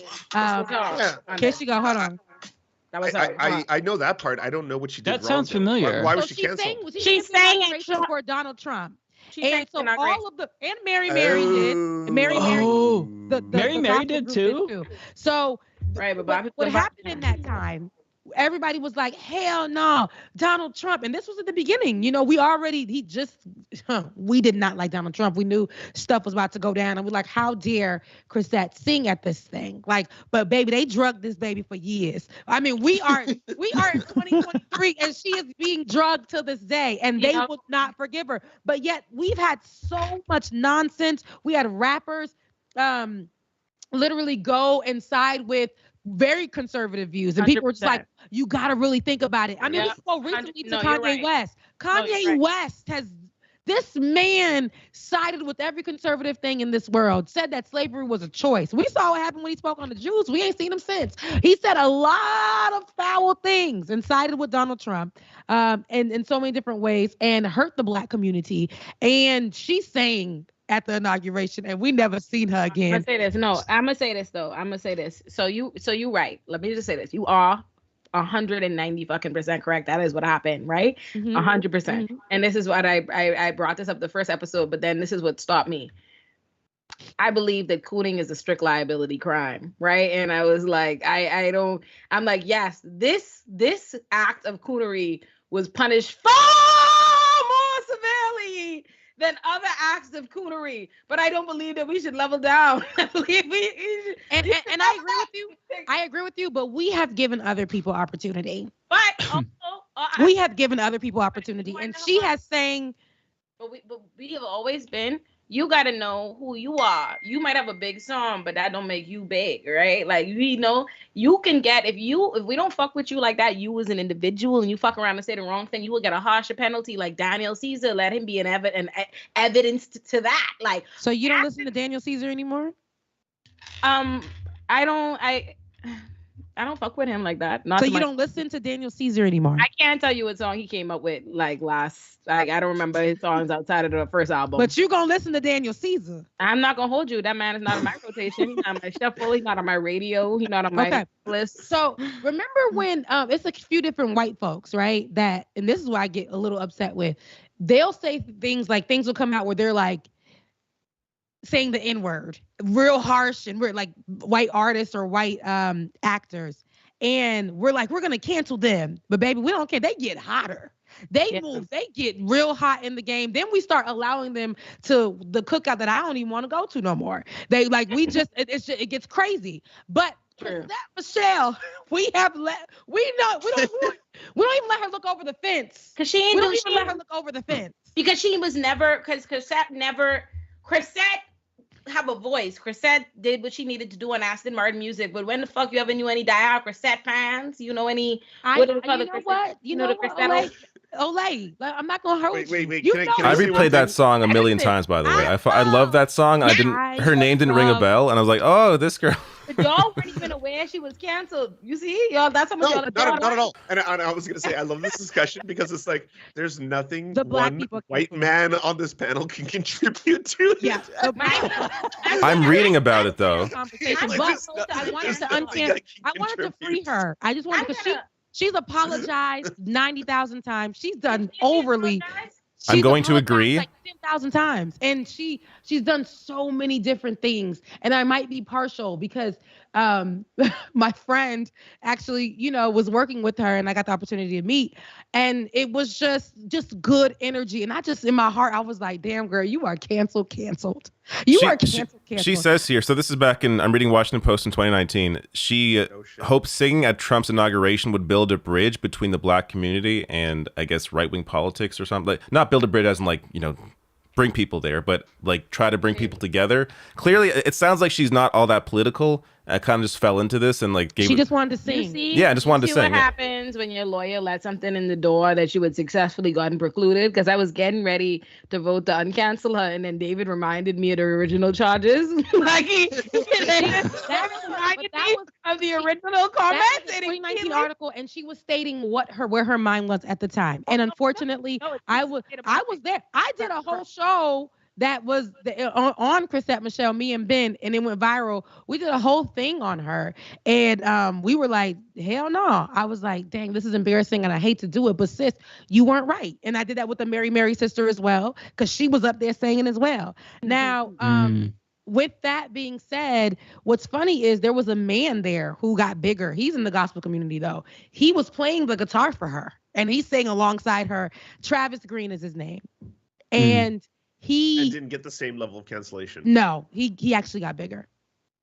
Of course. I actually do know Chrisette Michelle, the Aston Martin music. You said, I'm like, that was, I fucking listened to that song a million times. So did I. That brings me to my original point. While she did her thing on Aston Martin music, she herself has never been, to me, it's less about, I feel like you're present, like that people have their foot to their neck on her, more so as, okay, they did it in the time where it mattered, where she needed, you know what I mean? Like because they killed her then. They cut her down from the tree, you know what I mean? And then she's just forgotten about. I think, you know what I mean? Whereas some artists, like other artists, and it's unfair, it's fucked up, but other artists, like people are already attached. People have been attached to Kanye and them from Lil Wayne and them and all these other people doing it. But Rebecca is right that obviously punish far more severely. I guess it's just hard for me it's hard for me because of what the nature, you know what I mean? I'm like, hang them all, like for this particular crime. But you know what? I'm gonna vote with my good sis, and I'm gonna cancel Chrisette.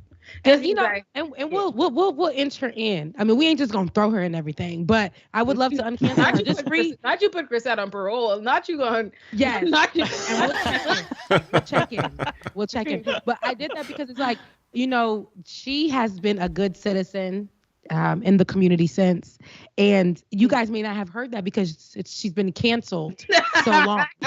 So she's been a good citizen, and she's talked about this moment multiple times on her platform, and she has rebuilt herself to come. She's doing what she needs to do. Now everybody else, like Kanye West, who actually sold more albums, his platform got bigger, all of that. And it's crazy because I was on the side listening to his music too, and I'm like, this doesn't feel right. And this was in the beginning, before he made the slavery comment. He was already veering towards that route for me. And then after that, people started trying to make him some kind of guru. But for the black women, they get canceled like nobody's been, like they'll get canceled just in the blink of an eye.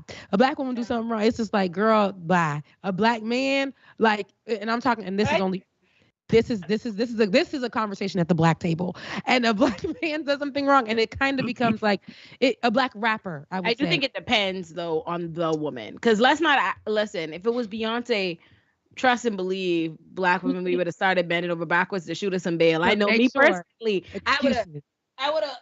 Now you see, I would have listened to her music.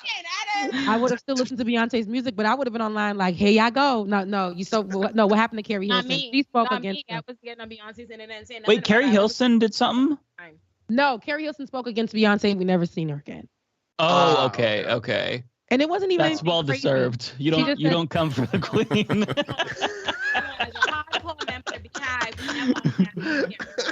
Never uncancel Carrie for that. Carrie was talking hot cash. I think about that all the time. Every time I listen to Bow Down Bitches, I think about her talking shit in the background, and I just be like. Okay, I'm really curious because Rebecca, you brought up one of the Mary sisters. I didn't hear about this. What did she say? Because I used to listen to Mary in my youth. She sang at the inauguration. She sang there too. And she did? Okay. I love this. You have Erica, and then I think it's Tina. I think Tina is the one that sang at the inauguration, and she felt like she needed to sing at there because at the time a lot of people there were small policies or beliefs that Trump said that he was running on or he believes, and Christians felt like they couldn't move the needle to side with anything else out of abortion, right? I think that was one of them, and believing that abortion,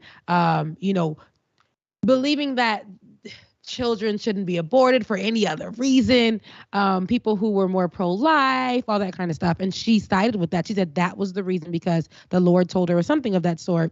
And Ben ate her. And Ben is somebody who's in the church. And he was like, no, no. Like for you to say that you're siding with somebody who is going to be a monster, who has a lot of monsters supporting him and racists supporting him, Nazis supporting him, white supremacists. Like this is why would you sit there as somebody who's a believer knowing that doesn't even stand, that does not stand for what a Christian should be. It was a whole thing. He went in on her, but that's the one thing that she said was going to make her support Donald Trump. And so she's saying, we're getting ready to go on tea time soon, just for the record, because I think I go live at 10:45. Rebecca, what's your call in? What's your name on there? What do you have it as? Oh my God, do I need to listen? Do I need to? I'm crying. I'm like you see. Like I guess it. Like, yo, send me the link right now. No, it's in the chat. I'm so sorry. See what I can do? I can run my mouth into just being late to this. Let me go ahead and get this thing together. I'm crying. Okay, so is the uncancellation official? It happened? We did it? Yes. So I vote to uncancel Chris. I vote to uncancel. Okay. All right, it's happened officially. Awesome. Well done. Thank you guys so much for coming for uncanceling Chrisette Michelle. Chrisette, if you're watching this, we have uncanceled you, sis. Be free. You're welcome, on parole. Chrisette. Be free. And I've left the link. Go on my Twitter if you need the link. This there. Go on the app. Call in to Tea Time with Olay and go on at 10:45. We're gonna have fun. We're talking mass pop culture and stuff. Also, thank you for teaching white people about that entire scenario, because we were all like, wait, what? Yeah, look. Canceled for what? What happened? I love that. Yes. Yeah. All right, y'all. Toodaloo. Well, do we want to do shout outs real quick, though? Yeah. Since Rebecca's a guest, at least, do you want to tell us your socials? Yes. Oh, yes. Let me do that because I'm trying to log in and make sure I'm at Sister Show on time. But please, guys, make sure you follow me on Twitter, I guess, at Rebecca Azor. That's my first name, last name. Also, my show is on every Tuesday through Thursday on the Benjamin Dixon Show on YouTube. You can find it there at 9:30-ish to about whenever we feel like coming off. And then you can also follow me on Instagram at The Songstress. That's where you can see me in my full self. I'm always there. But yes, please follow me. And I would love to get to know the other side of folks. So yeah. All right, let me get this done. I will. Well, thank you so much for joining us, Rebecca. I always had a blast. I feel like at this point we probably don't need to do our socials. I'm fine without mine because we're going to do it every week. And But yeah, Yeah. unless This you all was want awesome. to. I had a ton of fun. I love you all. This was a very good time. Yeah. In general. Yeah. We'll address the cancellation of Matt Binder next week, and I will act if he's not. I think he'll be here next week, but if he's not, I will act as his defender. And it's not because he's following me, but just because I feel like we should give people second chances. We should make sure that we don't jump to conclusions about their motivations. So yeah, I'll defend my buddy Matt. Yes, okay. Y'all go on over to Colin for Tea Time with Olay. Bye. All right, well, take care, folks. See you all next week. Bye, guys.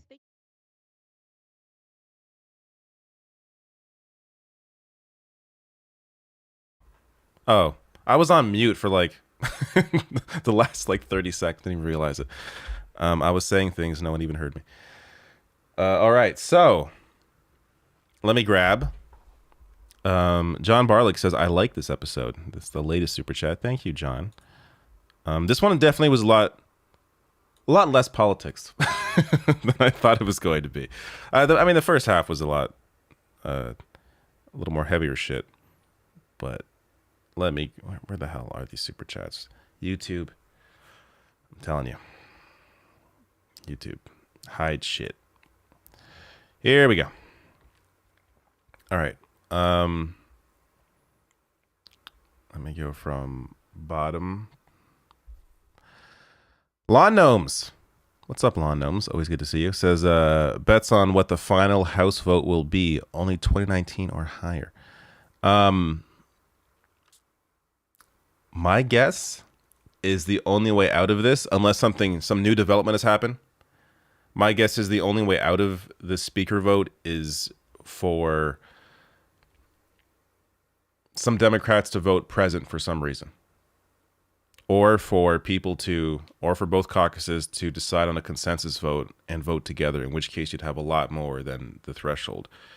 But that would be, I don't know how that would work. I really don't know how they're going to come out of this, but I don't think the Gates posse is going to break.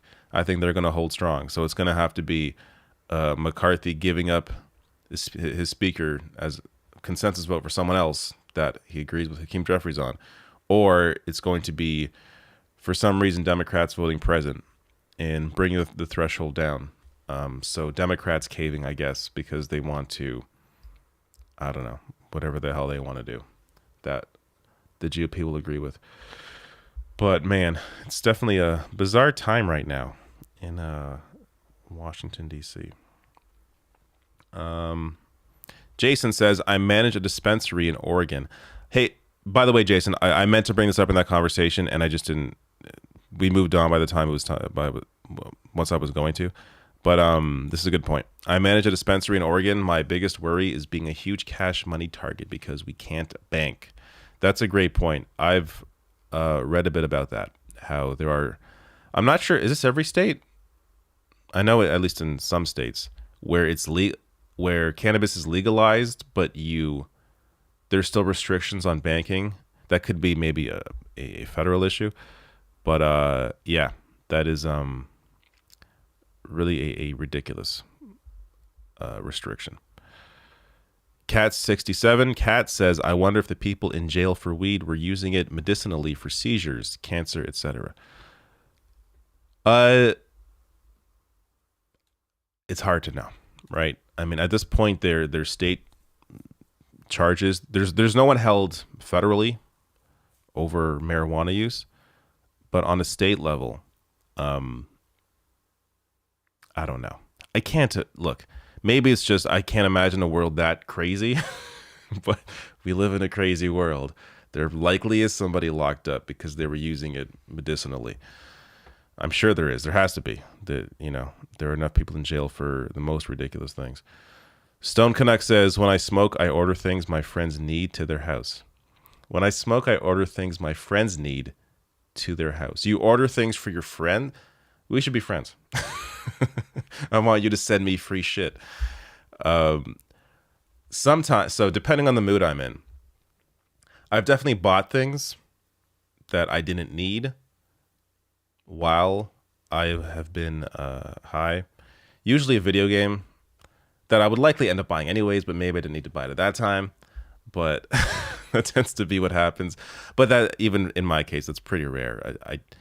I know enough to stay away from, online shopping when I am actually. When I went to California the first time, have I gone more than once? Yes, the second time I think. Or when I went to LA the first time, me and my girlfriend were both drunk when we bought those tickets. It was just like, that was on a whim, because we had known that we wanted to go somewhere, and then like we had saved up to go somewhere, and then we were both drinking. Like, let's go to LA. So that's probably the most I've done while not sober. But those are I'm sure cheap ass tickets, because we were pretty poor. Where am I here?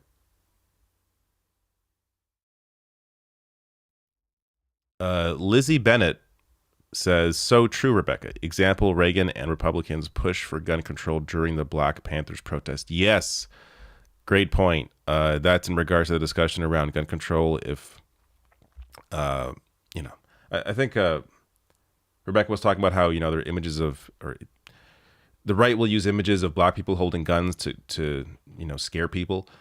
And that's the only time that they talk about or think about gun control. And the Black Panthers and Reagan is a great example of that. Parker says, Rebecca A. Oh, yeah, I read this earlier while we were live. Laura says, when you start to physically get sick from the anxiety and inner restraint, it takes a toll. Be kind to yourselves. Yeah, that was over the discussion around, trolls online and stuff. I got to be honest. I don't see even a fraction of the shit that people like Olay or Rebecca Azar faces, and I'm sure that's largely because I'm not a Black woman. But when I was starting out, I definitely saw a lot more trolls, I guess, or more. It was more visible because I was really, when you're first starting out, you really read like every comment. You want to see what people are saying.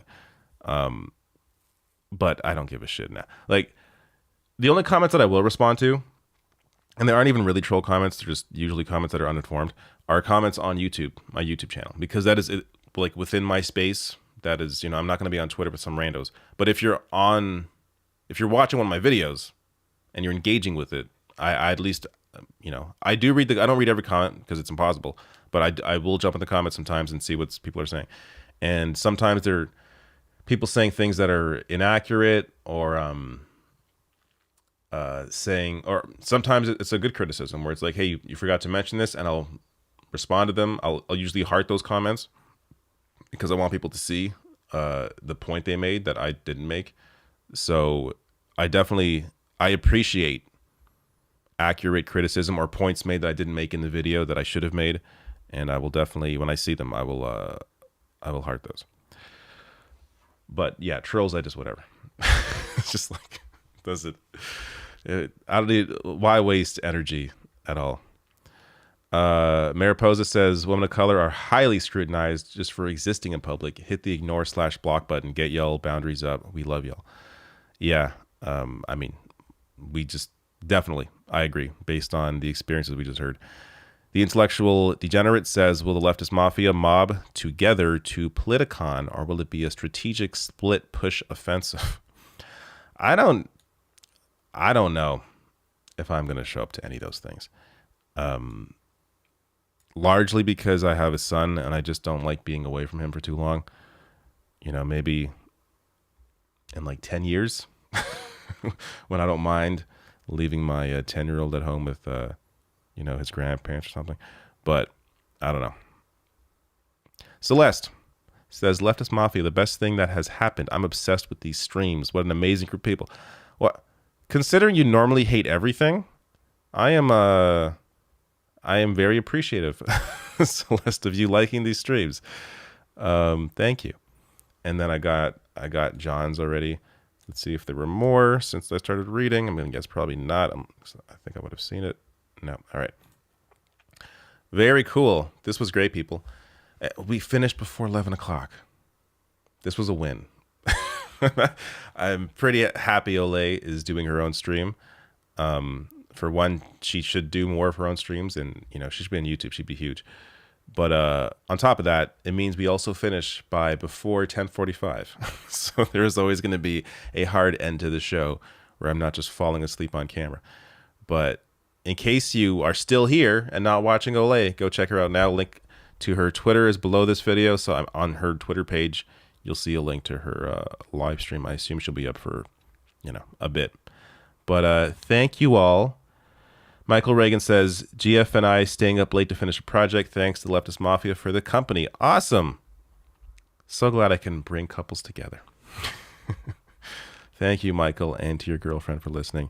Donald James, thank you for your kind words. And everyone else who I did not see or get to, who didn't send a super chat, I appreciate all of you. Thank you so much for showing up and supporting the show and watching these videos. Make sure you are subscribed. If you aren't already, hit that subscribe button. It's late. Hit that subscribe button and hit the bell notification icon to be notified when I go live or when videos go up. And since I don't post more than once or twice a day, it shouldn't be annoying to see a notification or two a day. So thank you all again. Now I'm not sure what I'm doing. I'm probably going to go to sleep. Or I might maybe enjoy myself tonight. A little bit of this, and then bedtime. We will see. All right. Thank you all. And resub tonight. YouTube apparently removed it. I've heard random stories like that of I was subscribed and now I'm not anymore. I never really trusted them, but I've heard this enough to the point where it's probably happened. I'm not sure why. That's bizarre, but I'm glad you're back. Anyways, thank you all. My goodbyes are always the worst. They take way too long. Goodbye. See you again later.